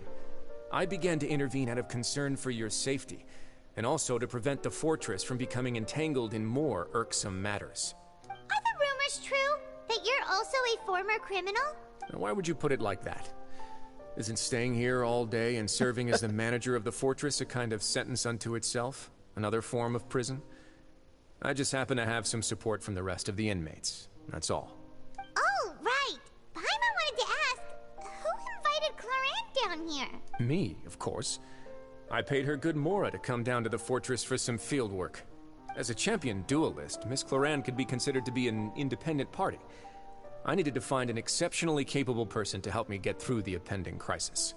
And saving Fremonet was part of that crisis? You can think of it like that, yes. Credit where credit is due, that boy is quite adept at diving. Had conditions not been as hostile as they were, he probably would have found the missing Harbinger already. That's not something you should be asking after. Neuvillette only asked you to investigate Child's whereabouts. All I need to prove to you is that the Forbidden Zone had nothing to do with the Harbinger's disappearance. That should be clear now that you've spoken to Fremine. But we've already uncovered that there's something wrong with the infirmary, and we've answered a bunch of questions that you threw at us. Isn't it about time that you answer our last question in return? You make a compelling case.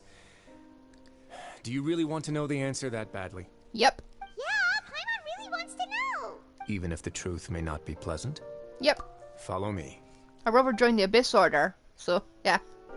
Help found it even. So we're fine with bad news. That's all we've been getting. Nothing we can nick here while he's out of sight. Okay, nah.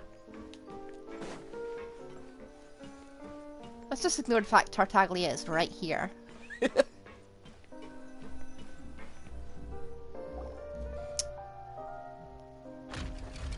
Yeah, I knew we were going to go down here. There's a hidden door here? And a whole basement behind it? Huh. You're pretty good at hiding stuff, Risley. Yeah, we kind of knew that from the elemental It sight. seems you've forgotten just what kind of place the Fortress of Meripede is. Hodgepodge steampunk utopia?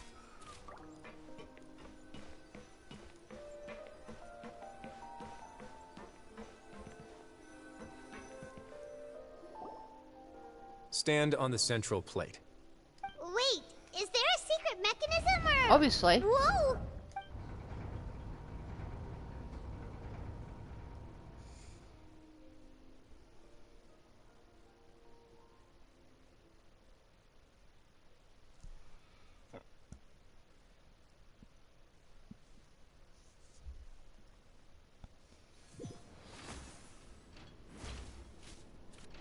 So, this is the Forbidden Zone? Honestly, for a place so well hidden, Paimon sure doesn't see anything special. What a huge door! There are 3 such isolation gates in total. Generally maybe not. speaking, I'm the only one who's allowed to go inside. Hence the name Forbidden Zone. Isolation gates. Am I correct to assume you're going to run on back and tell your little Fatui friends everything? Well,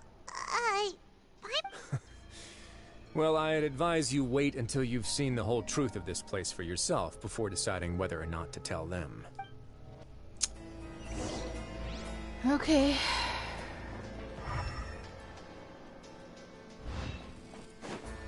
Why is the only traveler here? And we have our most shitty unleveled character. Huh. So there's a switch on the side.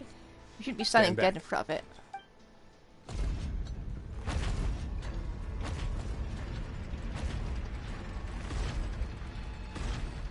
Whoa! They all just went up one by one. Go on, have a look. Please don't lock us in with whatever's in there. I see no Risley. Risley?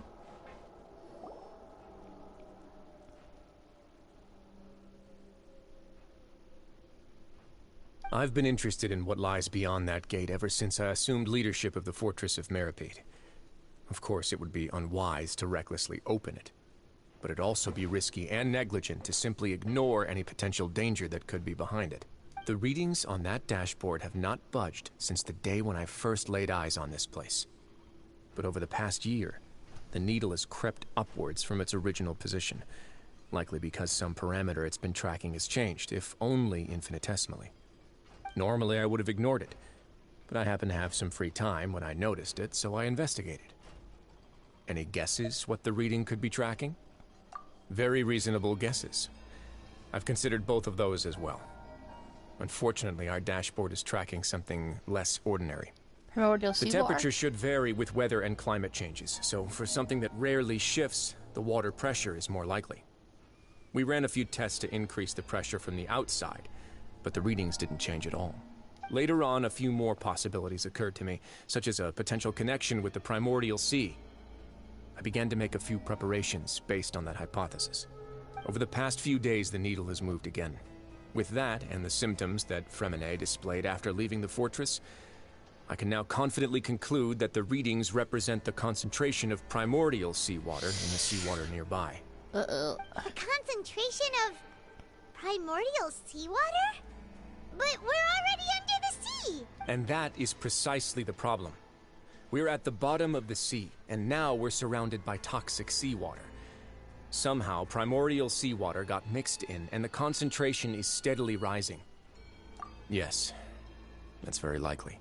But forget about the two of us.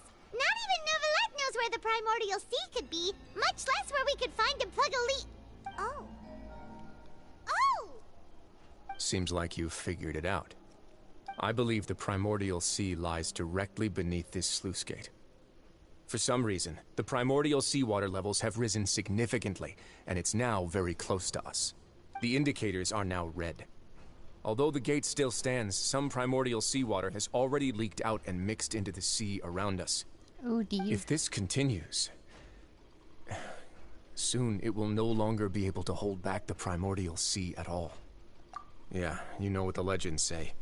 If this place falls, then everyone in Fontaine will be turned into puddles in the span of a night. But that's just too weird! Why would the Fortress of Meripede be built right above a sluice gate for the primordial sea? Who built this place anyway?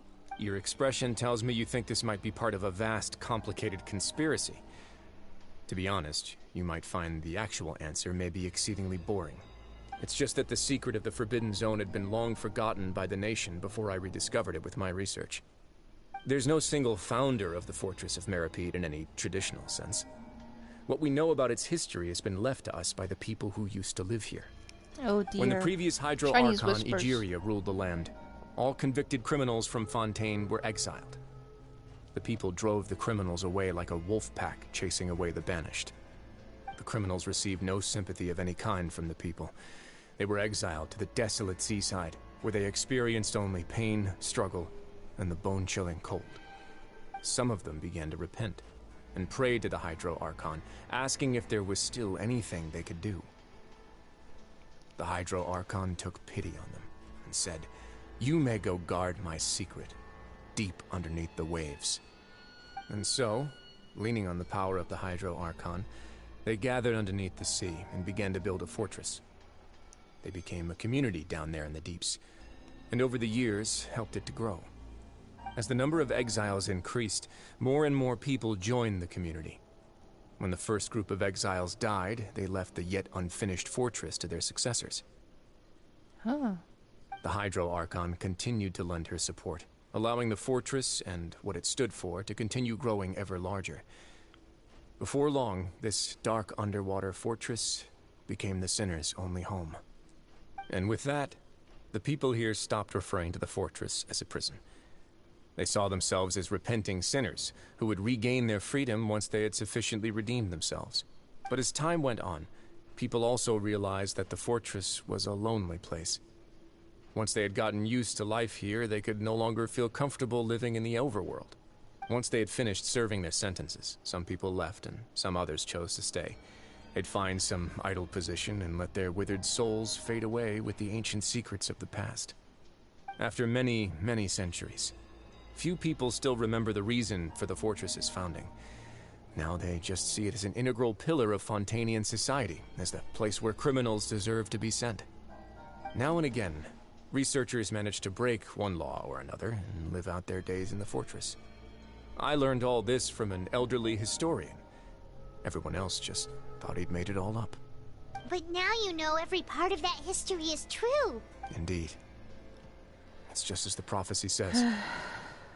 If this gate fails, then everyone will be dissolved into the sea. To be frank, not really. But sadly, that hasn't stopped this prophecy from proving all too accurate. Prophecies are troublesome things. Just hearing one will create the first wave of panic. Seeing signs of it will bring about the second, and actually witnessing it in real time, the third. Let's go somewhere else. I want to show you something.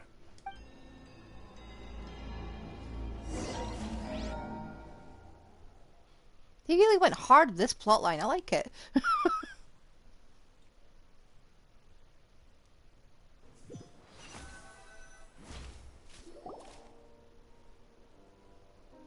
This is it. What are you Your two doing Grace, here? perfect timing.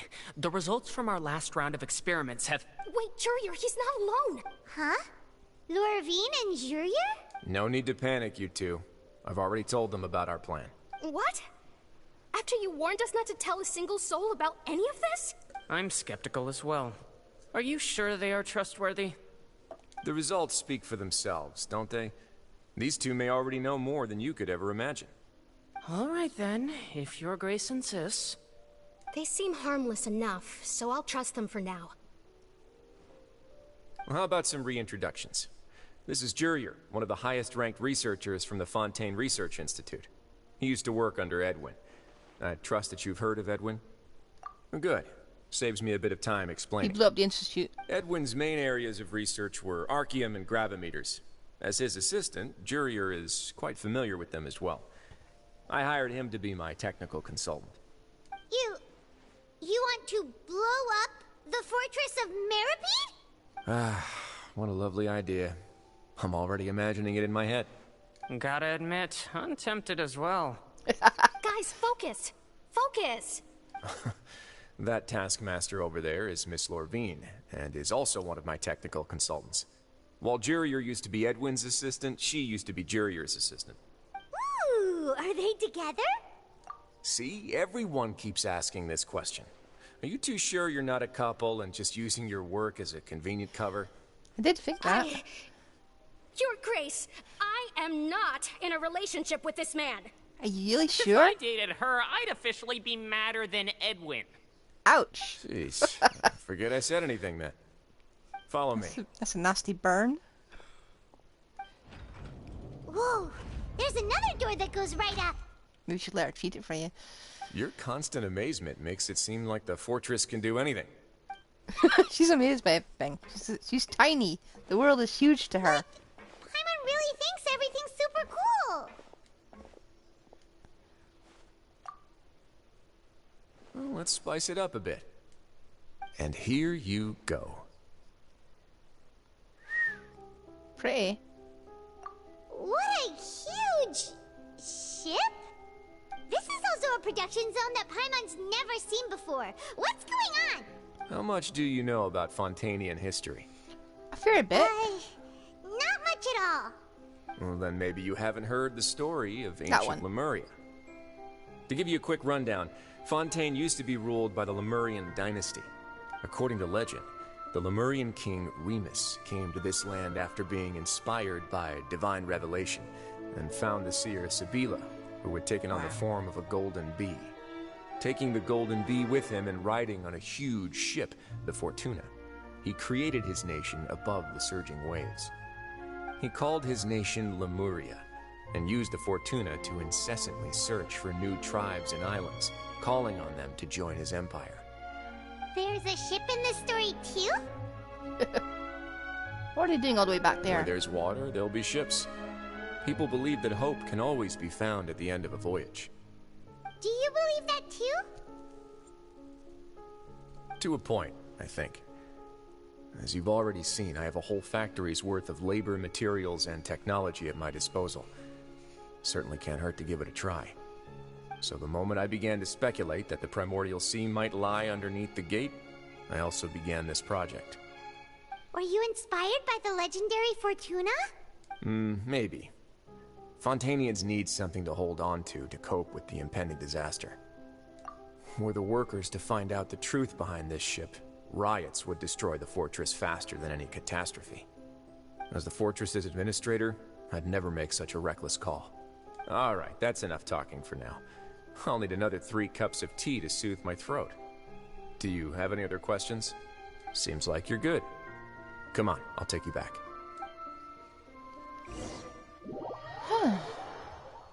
So is his plan basically a Noah's Ark? Or did I listen to that correctly?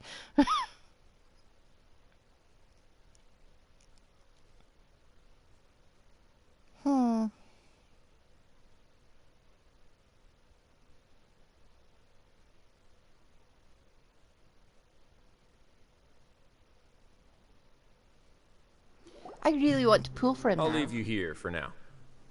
I haven't even played him. No worries. But don't forget, It's up to you whether or not you want to share what you just saw. What you do from here on out will likely affect those three as well.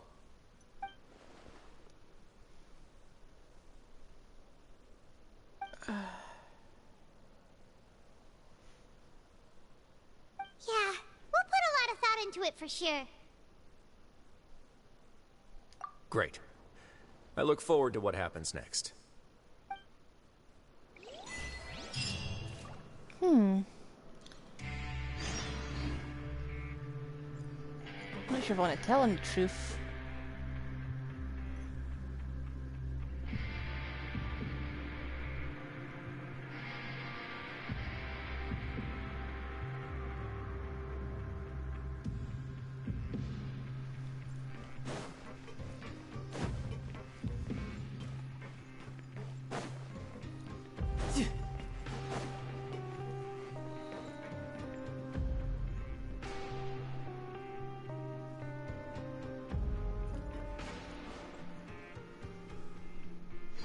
We're back! Welcome back. Do you want a cup of tea? How can you be so much like Risley, always drinking tea? Huh. Actually, now that you mention it, I just remembered something now. While I was sedated, I could still barely hear two people talking next to me. They were discussing everything, from the leaves to the water and even the teacups themselves. Must have been Risley and Kseudonym. Yeah, I heard one male voice and one female, so it should have been the two of them. They really were just talking about brewing tea. I really can't make sense of this place. So, Traveler, Paimon, were you able to learn anything from Risley? Yeah, he explained everything. Very well. Then, would you mind checking your answers against my speculations? Yeah, I took the time to rest, so I'm feeling a lot more relaxed now. Nobody else is around, and Miss Kseudonym is also busy with something or other, so let's just talk here. All right, then I'll posit my theories. I asked myself 3 questions. Firstly, why was Fremine affected by the primordial seawater? It was because he dove into the sea. My theory is, the long-lost primordial sea is probably very close to the fortress of Mirapede. Whoa, he's good. He got that right on the first try. That's our Lenny. Secondly, Risley's attitude changed dramatically during the course of our stay here. He ignored us completely at first, then suddenly roadblocked us. Why? I spent quite a long time thinking about this. If he has been monitoring the Fatui since the very beginning, he probably ignored us at first because he was hoping we could find Master Child for him. What's more, the Fortress of Mirapede is not part of Fontaine's court system, nor does it report to Udex Nervulet. Risley is basically the king of a no-man's land. As long as the fortress doesn't do anything about Master Child's disappearance, Father can use it to pressure the Fontaine authorities. And while the two factions are pitted against each other, Risley will be free to move between the parties of interest. If I had to guess, he probably has something that he's working on himself. It's likely related to the secret of the infirmary, but I just can't think of what it could be. You're super smart. Thanks so much. Then finally, there's the last question.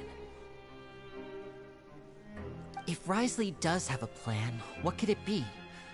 All I know for now is that his plan probably has something to do with the changing nature of the seawater. He's even gotten Cloran to help him out. That can't be the full extent of what he's doing. There's probably a secret passageway behind the block in the infirmary, and there's something big in the fortress that most people here never get to see. He has a bargaining chip, and it could be important enough for Father to deal with him directly. I don't have enough information, so I have no idea what his chip might be. But let me guess. You have the last piece of the puzzle. I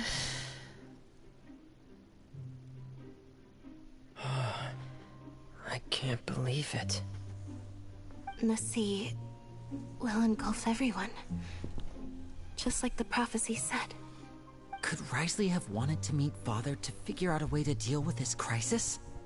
If you remember, I once mentioned that Father sees the House of the Hearth as her base of operations, and she truly wants to resolve the crisis. But how could Risley have known that? Well, he's always been Or perhaps eavesdropping you he before. didn't know and just wanted to bring Father over to his side, which could be why he said he just wanted to negotiate. He also thinks Farina's a flake. Is that could that be Yeah, it? that makes sense to me. He's I going over our understand your head. concerns as well, Traveler. I'll figure out a way to pass this on to our father. No matter what, we're on your side. The two of you have already aided us far too much. We probably wouldn't be standing here right now if not for you. If you ever need anything else going forward, please come to the House of the Hearth at any time. Though we're you may actually not joining share the the two. sentiment, after all that we've gone through together, the three of us basically see you as family now. You have my gratitude. Thank you for protecting Linny when it really mattered. And thank you for sharing the secrets of the fortress with us. We didn't think you were going to do it. Why are you being so formal all of a sudden? Given your strength, you might not need our help at all. But if you are ever in danger, we will try our best to protect you. Aww, the sound of that makes Paimon feel all warm and safe inside. Her stomach. Paimon's hungry. Oh, you've done so much already. Go get some food. Alright, then we'll catch you guys another time.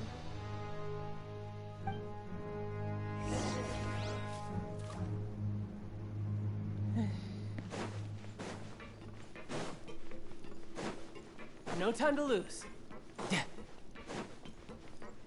No time to lose. Still want to know what happened to Child. I could get used to this.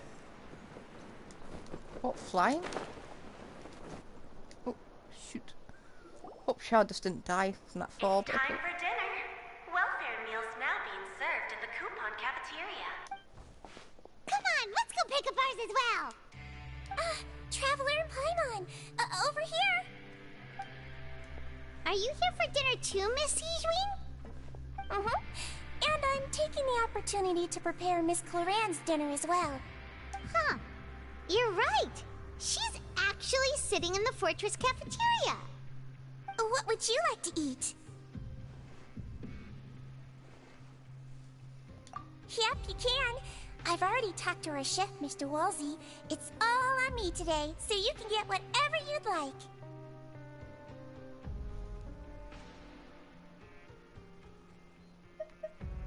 Me too! Don't forget... No problem. I saw that little gesture. That was amusing.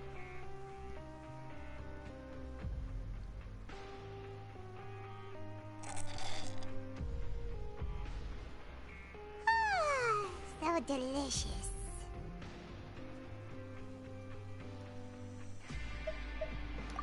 Paimon's so happy. Paimon wants to feast like this every day. Feeling full yet? How's the food? Delicious.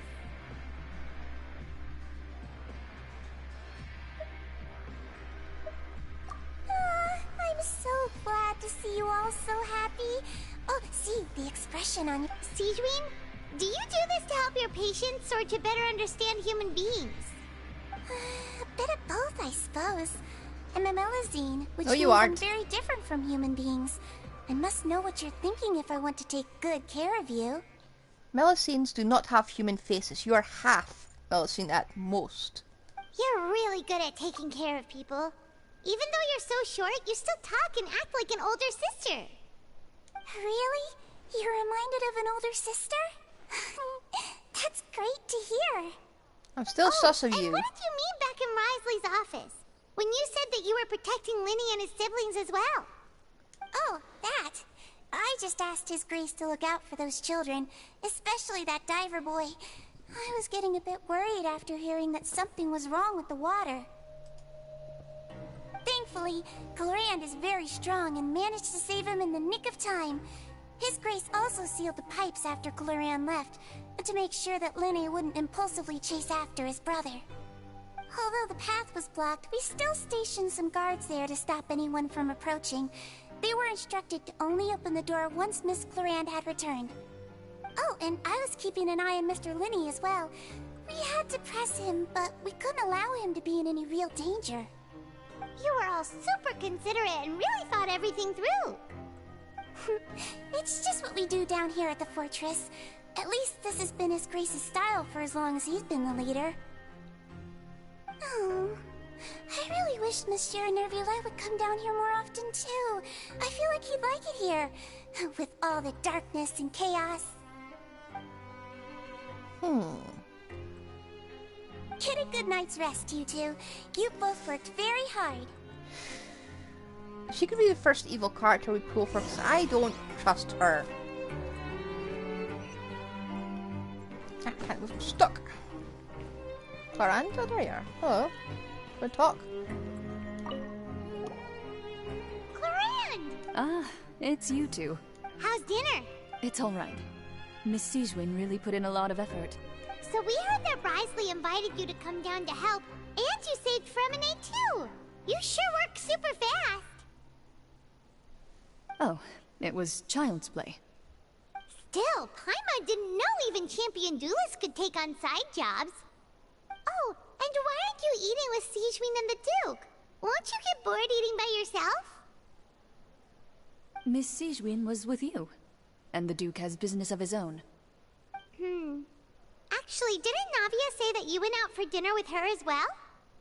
Yeah. First time in a long time. First time in a long time? So you mean you've gone out to dinner with her in the past?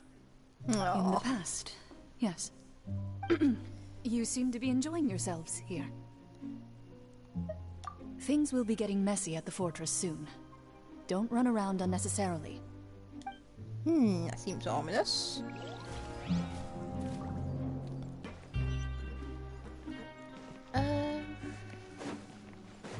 Which way up? Which way is up? Me just going around in a circle.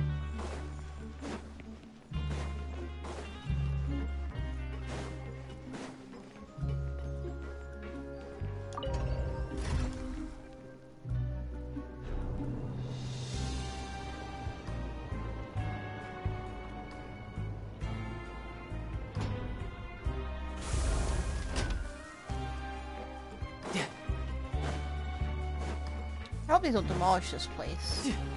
No time to lose.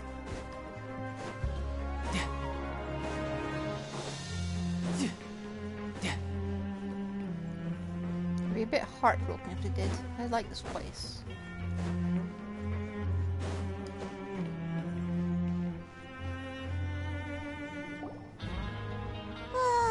So much has happened. Paimon just feels absolutely exhausted now that she's finally relaxed. Paimon's super sleepy. Are you sleepy too? Yep.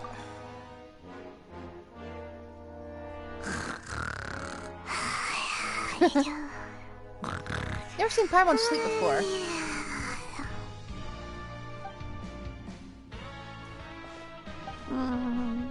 Delicious. Paimon wants seconds for free.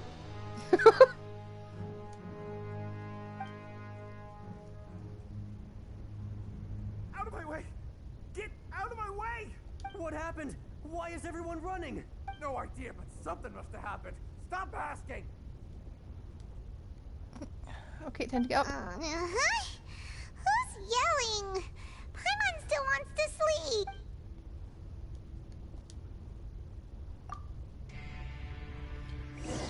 I'm not quite brave enough to walk outside with a team like this, so...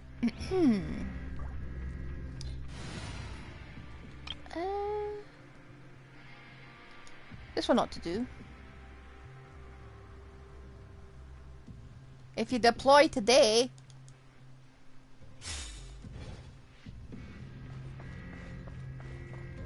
You'll set up. Yep. Yep. Wait a second.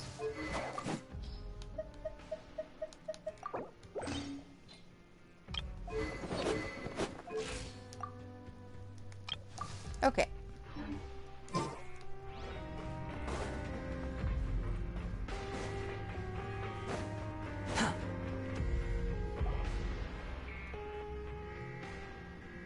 Shadowless appeared by himself. Why is everyone running around? Hey, what are you doing? No time to explain, mate. Goodbye. Hey, wait! What's wrong with these people? They won't even talk to us. They're here! Yeah, there you are! Oh, thank goodness! Quisto and Laveroon, do you know what happened here? We came here especially to inform you. Something seems to have gone terribly wrong just now. His Grace is telling everyone to evacuate and get out of here. Laveroon was saying you two are new here and you don't have many friends, so you might slip through the cracks. Haven't you heard all the stories like that? An evacuation is successfully completed, yet you only find out once you do a head count that 1 or 2 people are missing. Wait, weren't you the one who brought that up? Why is it suddenly my idea? Hey, shut up! Okay, whatever. The point is, you should come with us. Yeah, he said to get as far away as possible, upwards and outwards. Oh no, it can't be that thing! Whoa, wait, what? What? Hey, where are you going? We have to go find the Duke! You two just go and get out! Go on without us! Hey, hey! Be careful! Well, here's hoping we don't die to sudden depressurization. Evacuate upwards and outwards, upwards and outwards. If you're already at the topmost layer, then try to move as far outwards as possible. We do be going south.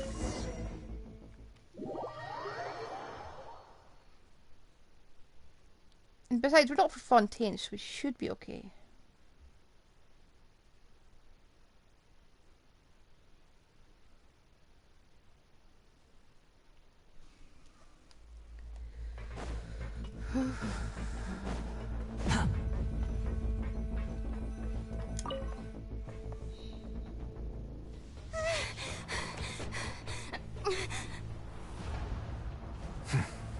They're here. Just like I said. What happened?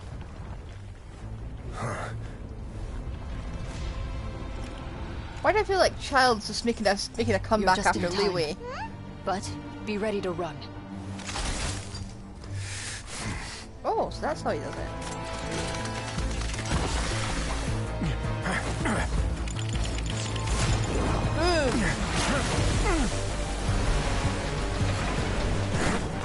Yeah, you should probably get away from that water.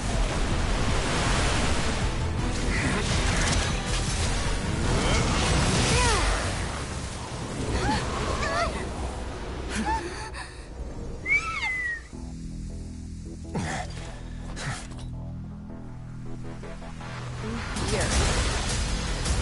Run! Don't get caught in that water. You have a very bad day.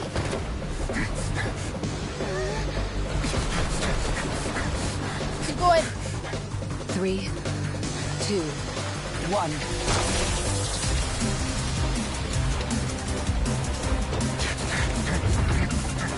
Keep going. You can do it. Woo!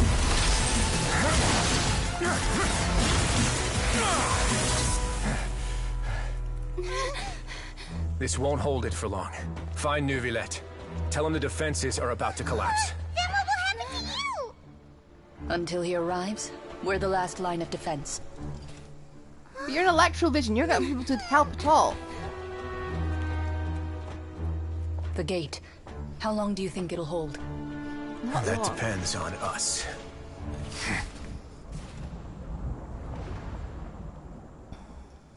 This seems like a place you'd introduce the Cryo Archon.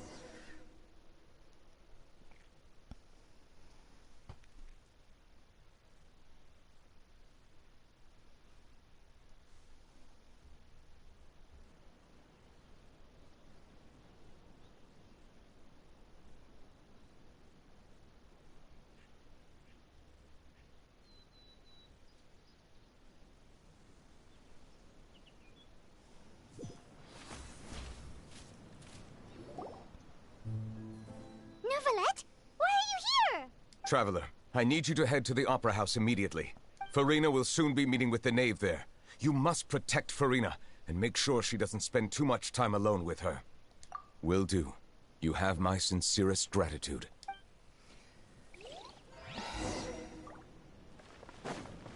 Quit following me.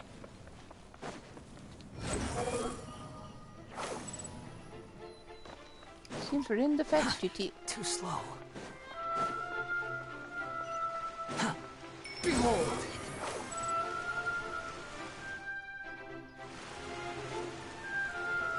Look! There are a ton of Fatili and Palais Mermonia people over there. The maid is probably here already. We need to hurry. Did we even tell the Nicolette traveler what was in happening? Paimon? Monsieur Nervalet has left instructions. Please follow me. Though I'm sure he's already explained, this should be a mostly cordial conversation, unlikely to give rise to violence. But it would be most appreciated if you could protect Lady Farina to the best of your abilities.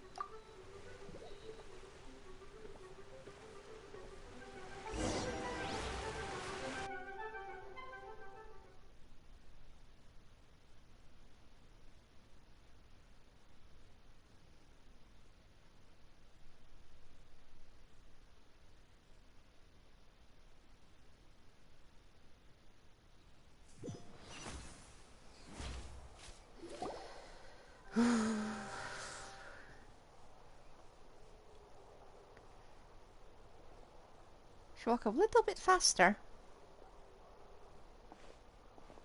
Oh, so you two are the honored guests Miss Farina mentioned. Of course, of course. How could they not attend a meeting such as this? I must always have 2 or more guests at my dessert table. Otherwise, the occasion would be too lonely and unbecoming of my station. It is my pleasure to make your acquaintance, traveler. I have heard much of your accomplishments. I am the Knave, one of the 11 Fatui Harbingers.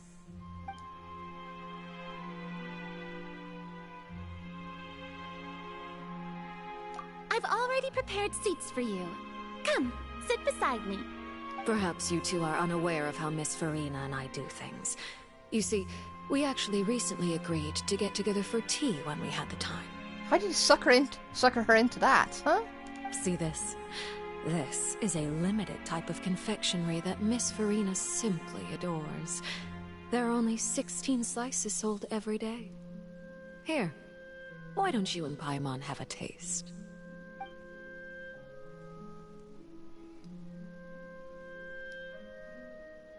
Traveler, what do you think of this cake? That's good to hear. So what Child said was on the mark after all. You do share a taste in desserts with Farina and I wonder how he's doing nowadays. You must have heard, right? He's suddenly gone missing. I'm really worried about his safety, you know. Here's to hoping that he's an excellent swimmer. I'm not pulling for her, just because she freaks me out. Since we're talking about him, I feel like I should add something. His martial prowess really looked certainly pretty impressive, yeah. Oh, so you're also familiar with his aptitude for fighting, Miss Farina. Oh, right. I almost forgot. Child was subdued by Udex Nuvillette right in front of you. Sensitive topic. Against ordinary people, my colleague would never be on the back foot. But alas, he just never imagined he'd run into such a person. I must express my admiration for Monsieur Nuvillette. Coming from you, that's not surprising at all. But I thought you would be happier to hear the news. Of course, but it's still a bit of a shame. You see, I would have been far happier had I received this news somewhat earlier. As you well know, a long time has passed since Child disappeared. Well, in any case, there's no need to worry. We know for sure that Child is still alive. Oh, and just... Because we found evidence that proved he left the Fortress of Meripede. And where did he go after leaving the fortress? The fortress of Meripede lies deep beneath the waves. Unless he pranced right out of the main gate, he must have had to swim for it. Do you have any proof that he surfaced safely? Ah, that is good news at least. His sister Tonya sent a letter to Fontaine not too long ago. Since he was unfortunately unavailable, I picked it up on his behalf. Do you have any idea how he usually writes back to his family? Dear Tonya, your letter made me feel like we were still enjoying our time in Snezhnaya together. I'm currently admiring the scenery on the streets in front of the opera house. Is it something like that?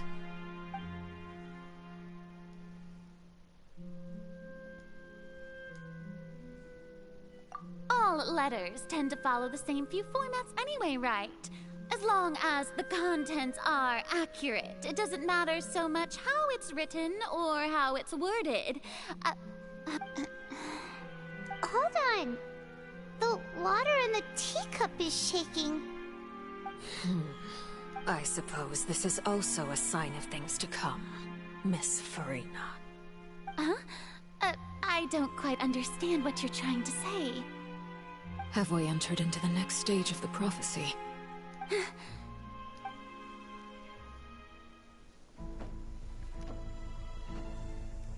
He's doing a very good My job. thanks to keeping you that both. contained. I will take it from here.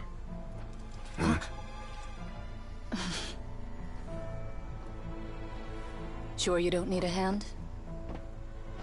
Quite sure. Wow. So, what's your secret, huh? Let me guess. Nah, who knows?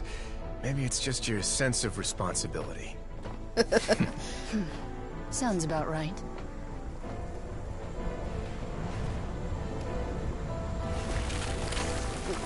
Yeah.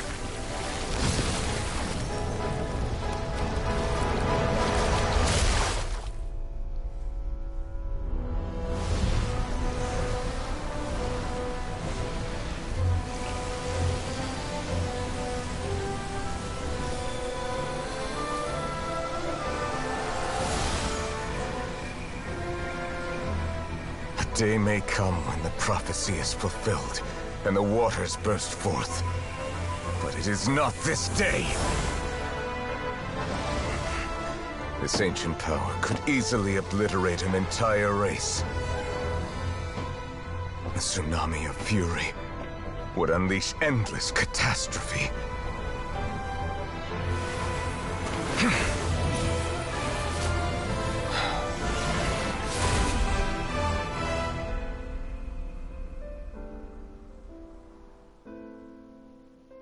This sentence is too severe. Forgive me for overruling it.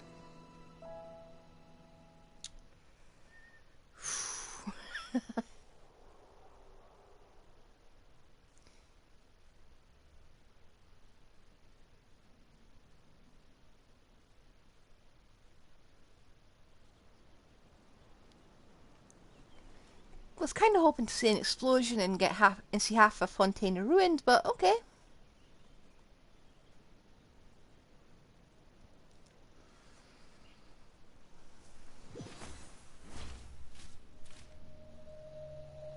All right.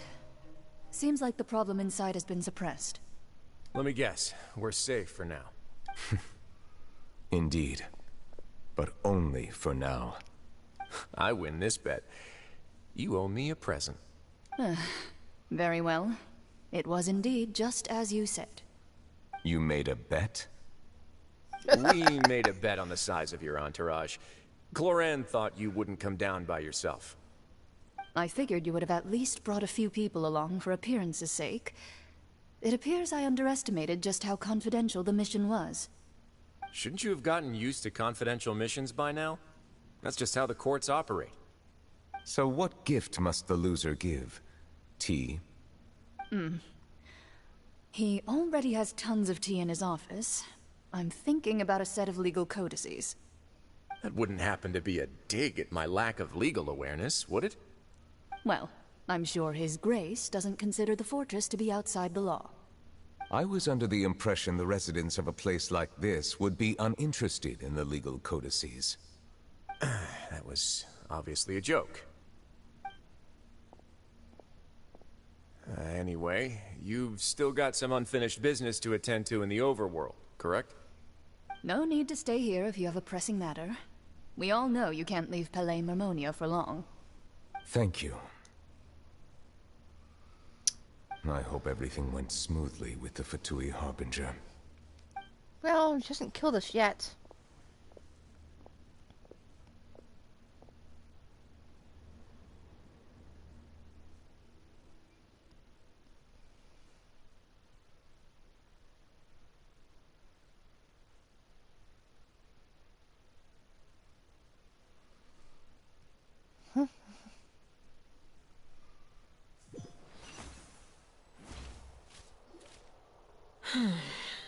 I must say, we've spent long enough playing house. Miss Farina, as the Hydro Archon, I am sure you understand the exact meaning of the phenomenon we just witnessed. Or should I say, that's what I originally thought. But looking at your expression, was I wrong? And you haven't a clue? Ouch. What are you trying to say? At this point, I don't think there's any more need to speak as diplomatic representatives. Allow me to speak to you now as just a Fontanian. You know the prophecy by heart, and also that every part of it is being proven true. And she's accusing you of being either willfully blind or just ignorant. Okay, good to know. Yet, here you are, relaxing, drinking tea, and eating desserts as if it's all nothing more than a few stray bugs in your garden. Do you really think that's acceptable? The prophecy's hanging above our necks like a guillotine. Every faction is looking for a way to either avert the disaster or save their own.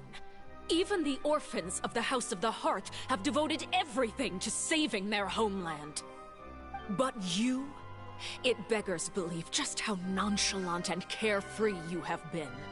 From the very beginning, you, the god Focalor, you have utterly failed to take action. You're wrong. I've never ignored the prophecy, nor have I just been passing the time in self-indulgence. Retract your accusation and stop doubting the wisdom of the gods with such absurd conjectures. I am not alone in my doubts, you know. All the children of Fontaine may be harboring the exact same thoughts right now. Oh, great Hydro Archon. How are you going to save them? Save us? How are the people you've sworn to protect supposed to survive in a land that will soon disappear beneath the waves? I have my ways, and I've been working on them for all this time. Even if you look down upon me, you have no right to judge me. She's actually serious. Fontaine will be saved. Even if I still cannot see the true future right now, as long as I continue on as I am, I will be able to hold my head up high.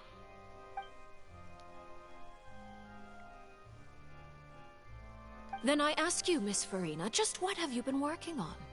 Where can we see it, and what is it doing to help?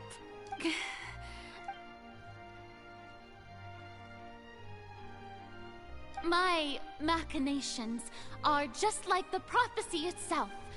They will only reveal themselves at the fated time. It is just that beings like yourselves are unable to perceive them as of yet. I see. As a god, the proof of your labor always lies beyond prying mortal eyes.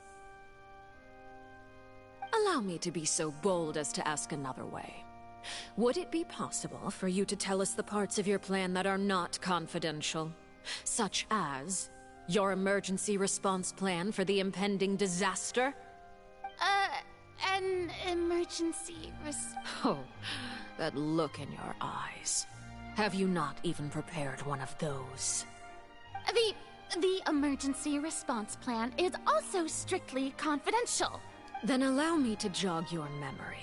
Miss Farina, what is the purpose of your Oratrice Mécanique d'Analyse Cardinal? And what do you plan to do with the massive amounts of indemnitium that has accumulated over the years? The Oratrice? It's just like it appears to be. So you also have no idea. If I'm not mistaken, someone's using it to prepare for something. But unfortunately, it would seem that someone is not you, Miss Farina. Youch. I first caught wind of this when Linny tried to investigate the Oratrice in the Opera House. You see, even just getting close to the core contaminated him with an extremely large amount of indemnitium. But even if that had nothing to do with you, then what could you possibly be working on, oh great Hydro Archon? Oh, right. I almost forgot. Udex Neuvillette is not at the tea party with us today. Miss Farina, I suppose you must have ordered him away to take care of some troublesome business. Yes, that's exactly right. Please keep it a secret for me. Of course I will. Although, I must say, Miss Farina, you seem quite insecure without the Udex by your side. Oh, very well. Let's stop that conversation here. There are still a few slices of cake left, so please, help yourselves, everyone.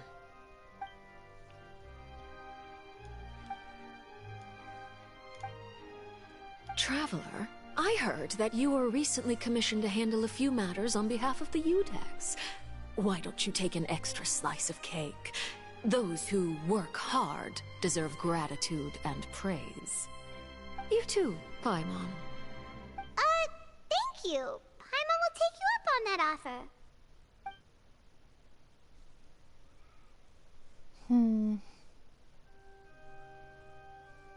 Oh, Paimon's super full. That cake was great.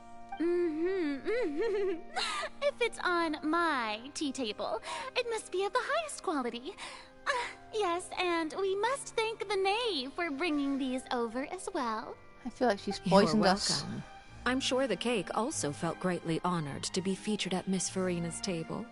And I was merely catering to Miss Farina's tastes, seeking a chance to chat over tea.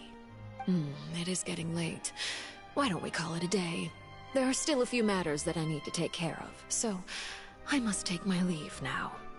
Very well. We'll end it here. Mind seeing me off, Traveler? We could use the opportunity to discuss Child before I must be on my way. Paimon's coming too!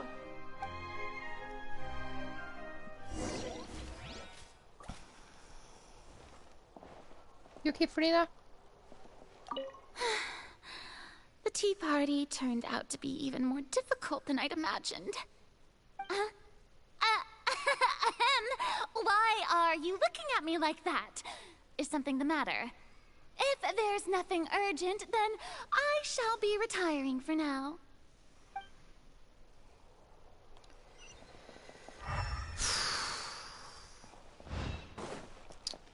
That conversation was just entirely full of knives.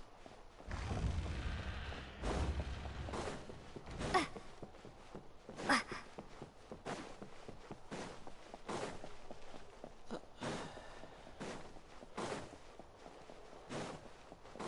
was kind of hoping we could have the conversation as we walked to the exit, but okay.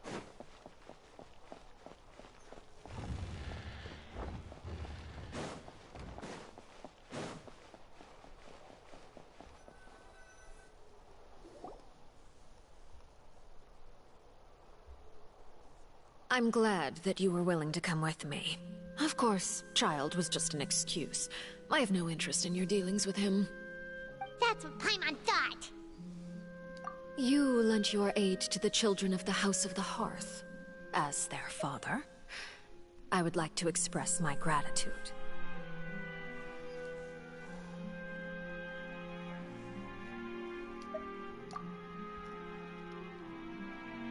That was all. Formal topics should be discussed in formal settings, and informal topics in informal settings. I know you just returned from the fortress of Meripede. Relax. I have no intention of trying to get anything out of you. Linny, Lynette, and Fremine are still there, and I trust their judgment and abilities. They've all been working working very hard and have always done all they can to fight back against anyone who tried to stop them. Especially Lenny. You mean Wriothesley. He's a tricky one to deal with.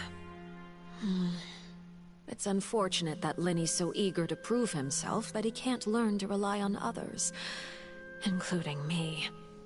By the way, and you can just consider this a bit of idle gossip, but what's your impression of Farina? Flake.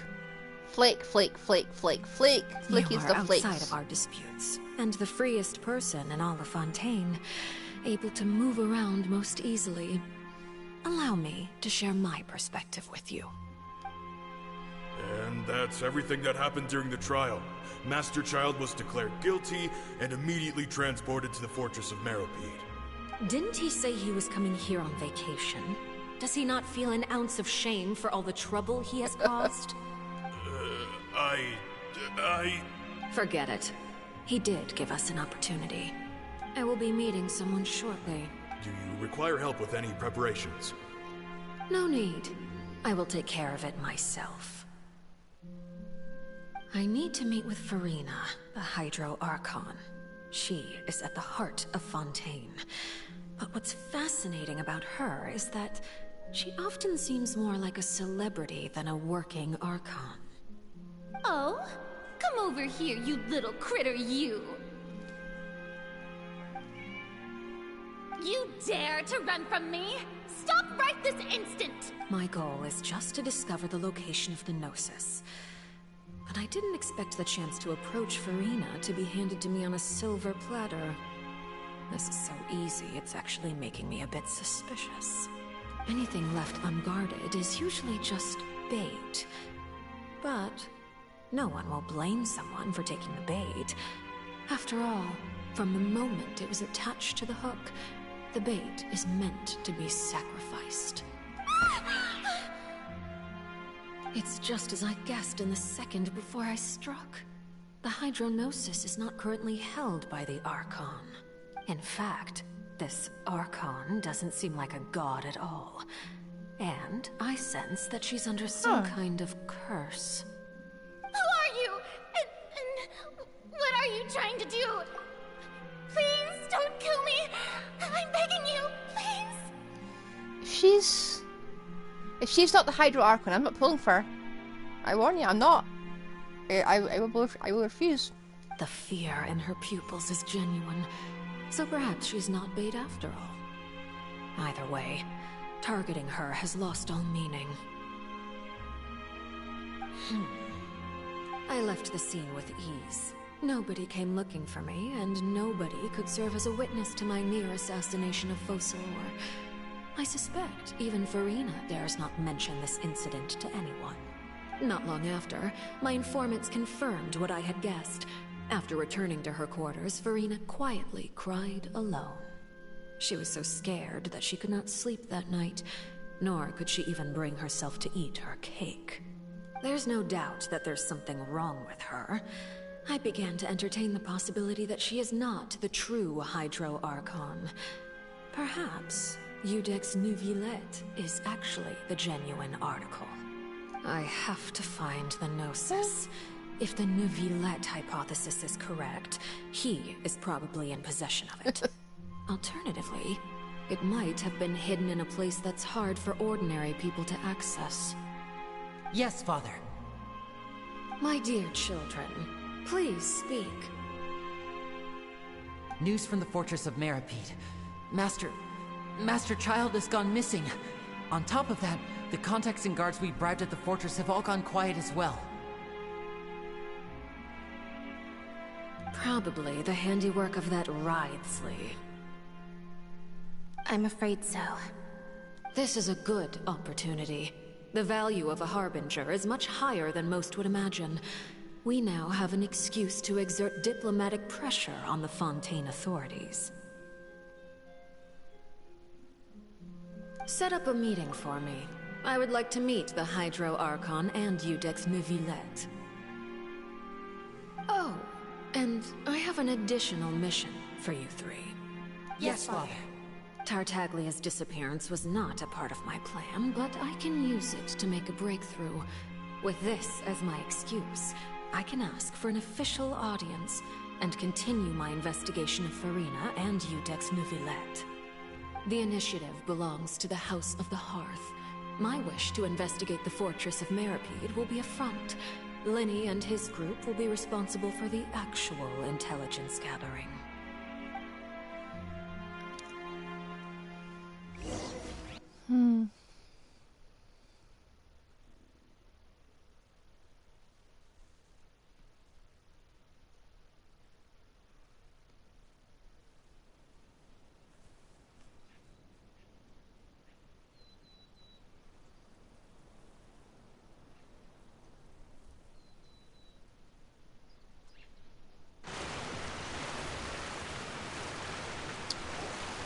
How weird. You should know the rest. Lenny's group is quite close to you, so they wouldn't have hidden anything from you. You attacked the Hydro Archon? It wouldn't mean anything, even if you shouted it from the rooftops. After all, even Farina herself is still pretending that nothing of that sort ever happened. Alright then. I've now had 2 chances to enjoy tea with Farina. I have to say, the leadership of Fontaine is even more inscrutable than I had imagined. I once surmised that Iudex Neuvillette must be the Hydro Archon, but now, that doesn't seem right to me either. I am a servant of Her Majesty the Tsaritsa. Over my years of service, I've learned how a real Archon conducts and carries themselves. Whether Iudex Neuvillette or Farina, neither fits the bill. It's hard to imagine either of them as the Archon. Of course, that is all just how I feel. Gut feelings often do not require justification. It is, however, quite amusing to me that after all my years working in intelligence gathering, I've come to realize I am at a complete loss regarding the identity of the god of the land of my birth. Don't you think Fontaine is quite intriguing? A catastrophe looms, yet many secrets have yet to rise to the surface. It looks like Fontainians will have no choice but to save themselves. Ultimately, though, one must survive in order to do anything else. Should the need arise, I would be happy to cooperate with you. You don't need to commit to anything right now, of course. I have a feeling that the situation will continue to evolve, and as your name is often connected with noble deeds, I'm sure we will work together someday. He certainly returned quickly. You must want to catch up with each other, so I'll leave you to him. Neuvillette, is it over? For now, yes. But this issue will prove quite thorny in the long term. I'm concerned that sooner or later the prophesized events will occur. Thank you for protecting Farina.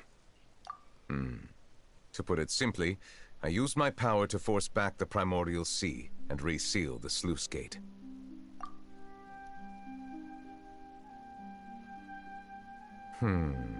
So as expected, the Knave has turned up the pressure on Farina. She's trying to feel her out, though I'm still unsure as to her motives. Permission granted.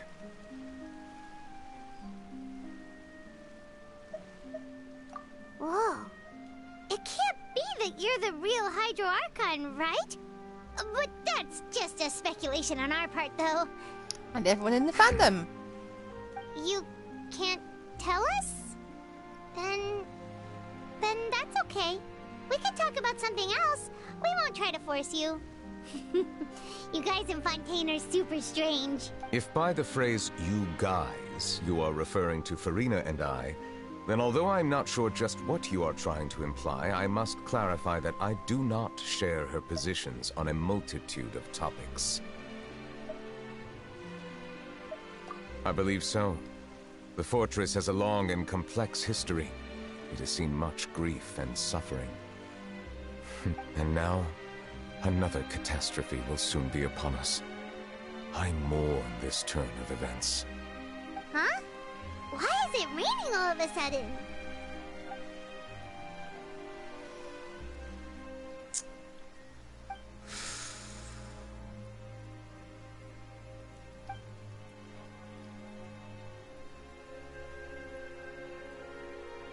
You may be closer to the truth than you think. So he is a dragon. And what are you thinking? The dragon of... what? Huh? Please do not. Farina? Neuvillette,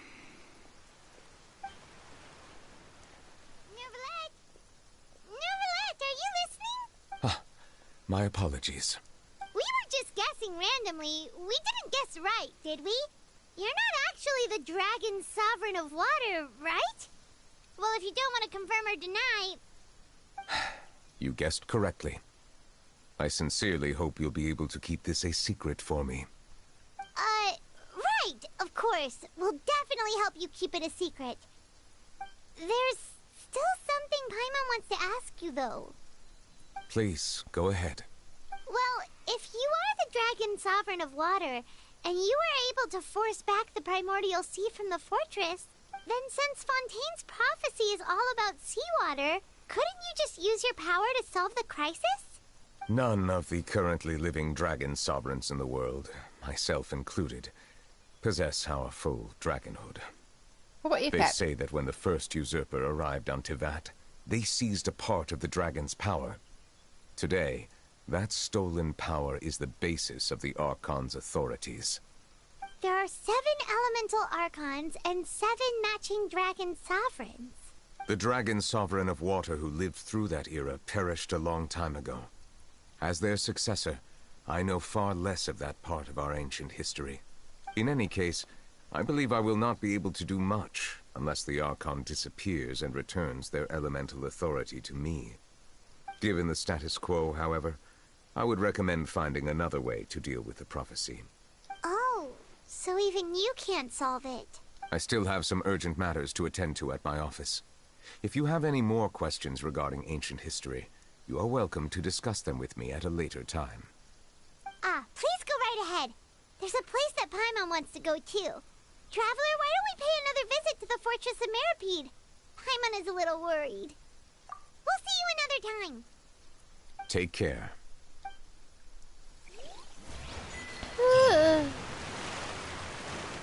Going back?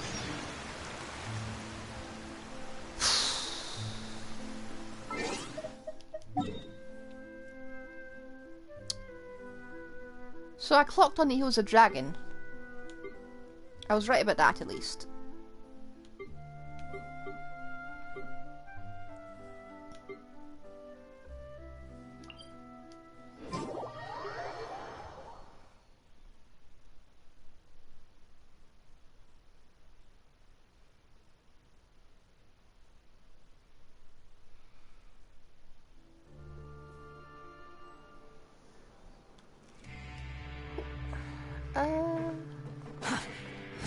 I thought I was going to fight something, but apparently not.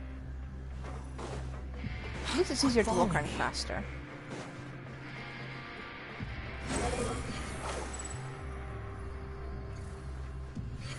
Am I going the right way? Yeah, probably. Too slow. Wonder how many people managed to escape in this mess that happened.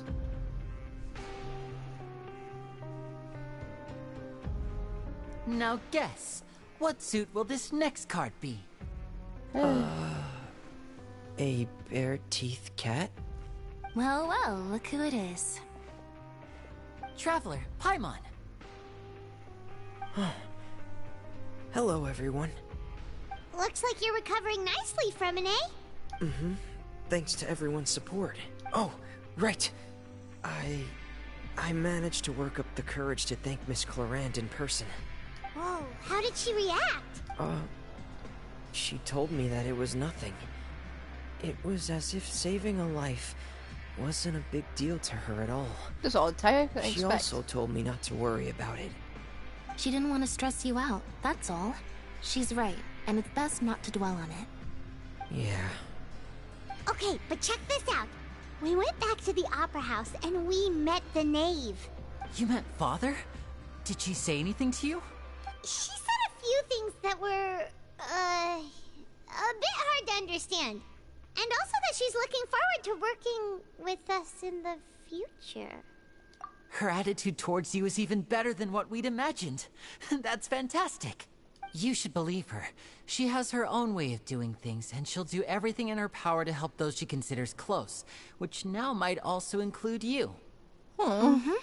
Father is very capable, and also trustworthy.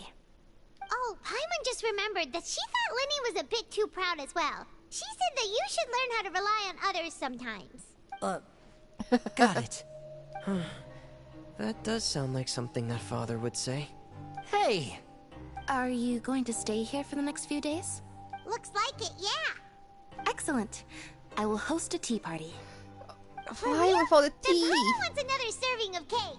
Another implies that you were already served some delicious cake while you were up there. How lovely. Well, next time, you're going to have tea and snacks with us. Yeah, you've all been subsiding on prison food.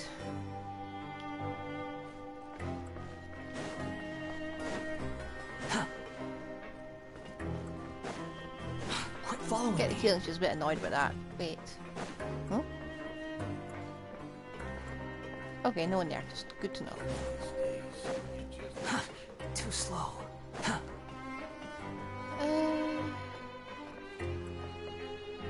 Behold!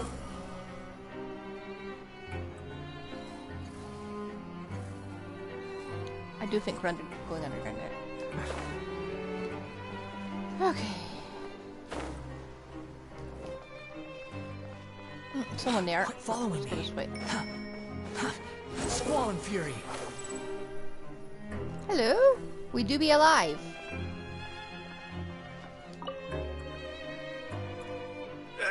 You guys are back? And we have another error on Twitch. You guys didn't get caught and thrown back down here, right? Huh? No. And here I thought you'd managed to escape from jail during all the commotion. I'd held you up as legendary jailbreakers, but now you're telling me you just never left? We're sorry, but we just had some business to take care of. All right. There's no need to get caught up in the details. We're just relieved to see you. He was super worried about you, you know. Hey, it wasn't just me. Weren't you super worried as well? Why were these guys arrested? Something like that, yeah. I was also transferred to work in the kitchen a few days ago.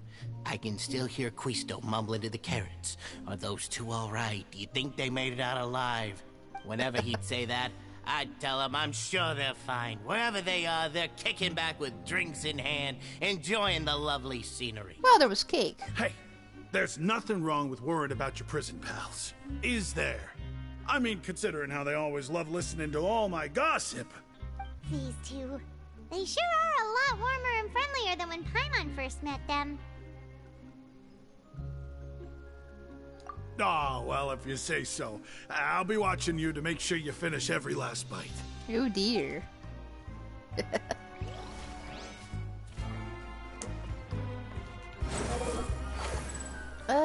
Eeny, meeny, miny, mo. Closest is here. Who's this?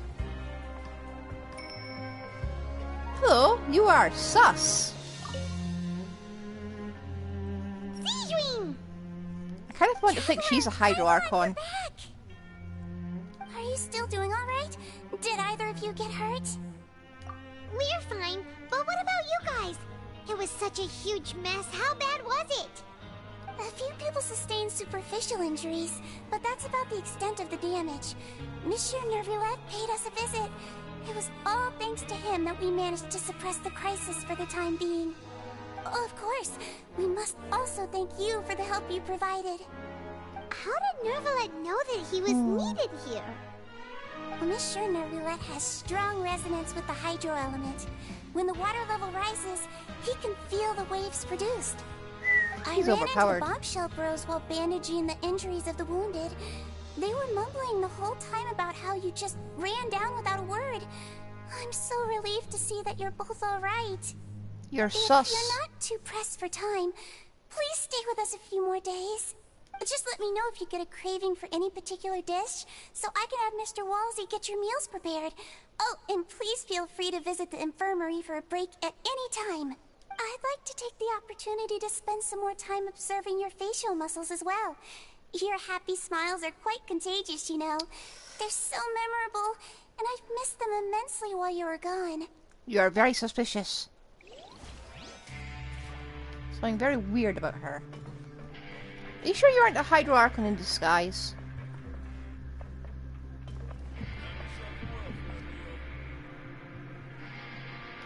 If you can find the time. Okay, we'll stay for a while longer. Behold!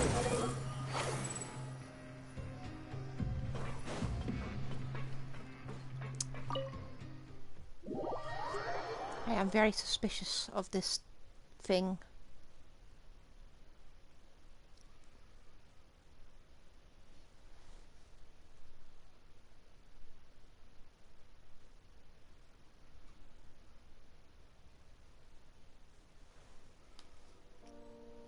Oh, he's down there. Quit following me. Hello? Courier? Miss Sijween told me you still haven't eaten. Yeah, I was working on something, so I forgot. Now that I think about it, he was the assistant of Edwin, but didn't Edwin's other assistant go rogue? And there was some mumbling about how all the other assistants had gone rogue and were doing some very sussy stuff. That's no excuse for... Huh? It's you two. Junior, Lurvine, we're back! Hello there. It's been quite the mess here recently.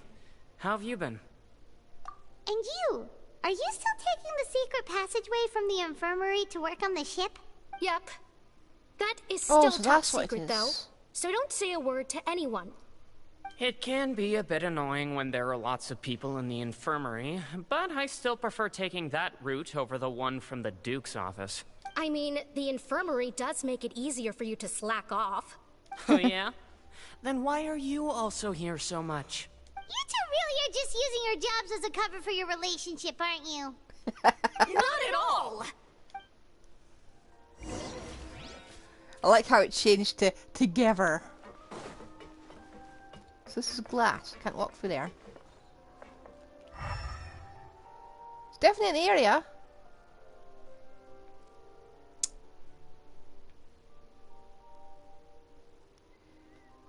Can't wait to see this in action. Anyway.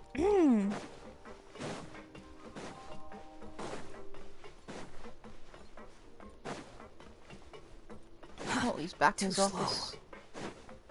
And please tell us we're free to go, okay? Because I was lying about wanting to stay around. Do my eyes deceive me, or did I just see two inmates come back after making it to the surface? Some strange winds blowing of late. We wanted to see how the fortress is doing. Is everything still alright? We're fine, for the most part. Neuvillette came down and took care of the worst of it. If that's the case, why don't you just ask him to stay here? Oh, yeah, what a brilliant plan. Let's go convince the Udex himself to exchange the Courts of Fontaine for a puddle of water in the middle of nowhere. Yeah, that's gonna work. He came here in a hurry and left without even stopping for a cup of tea. He did remember to take Miss Sijween's gift with him, though. He sure sounds super busy. Miss Cloran has left as well. She also took her gift from Miss Sijween.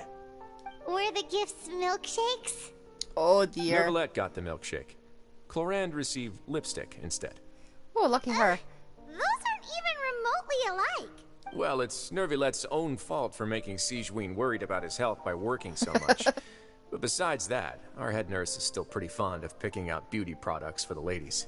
It was a strange color, wasn't I it? have some gifts here for you as well. Are these from Sijween too? Nope, they're from yours truly. You've already wrapped up your work at the fortress, so you can return to the surface at any time. You haven't yet served your full prison term, however, so you may continue to use your cell until your term is up. That logic is very For strange. real? Then we could stay here for a really long... You may access the cafeteria for free. You're in Just remember Paimon, to come you're in complete your prison. paperwork once it's time for your release. Yeah, sure. How long is this quest gonna go on for? Paimon, why are you excited about free prison food?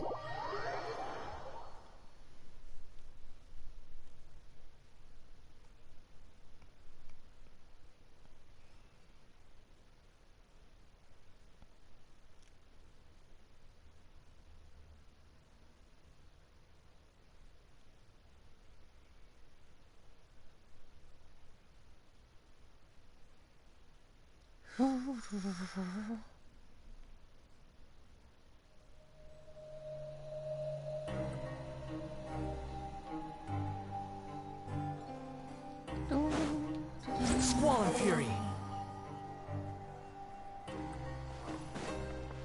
Quit following me. Let's go upstairs. I still want to figure out what that thing unlocks.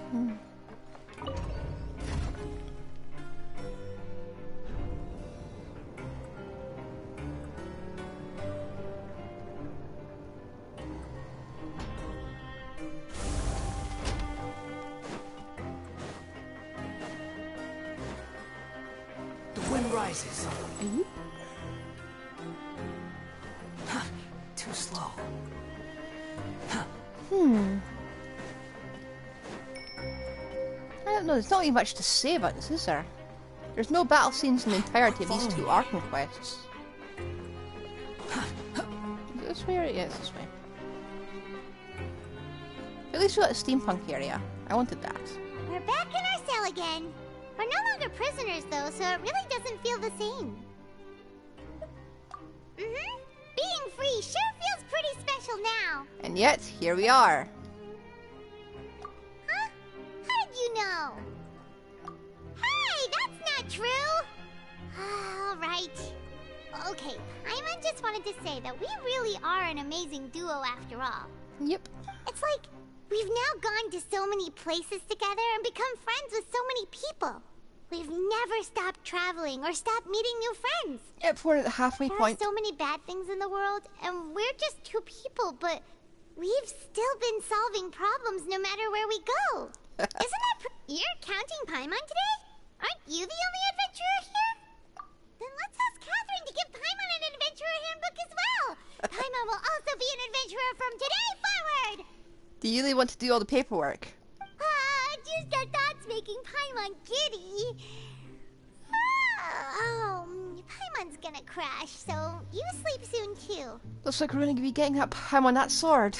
The last time we fell asleep here, we woke up to a whole mess outside our cell. The primordial seawater nearly rose up. That was so scary. We should be safe now, right? We'll be fine. Alright then, good night to you, traveler. Nothing will happen. I'm sure next time we wake up, which we'll be doing during the next Archon quest, I'm sure nothing will happen.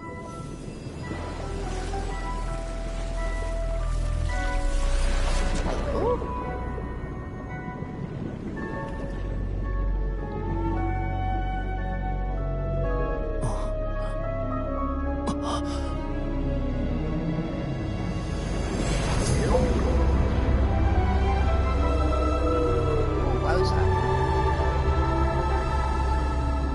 Big whale.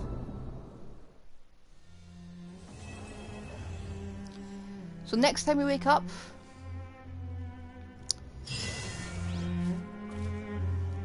I said next time we wake up. Okay. Surely nothing will happen in the meantime. Nothing at all. We'll just wake up and miraculously the Fontaine map will be entirely completed. Instead of, you know, like just 20% for that. Well, fun. We're totally going to stay here until the next Arkham Quest releases. Totally. Ooh, hang on. A thing has happened. We're not going to skip that. We would never.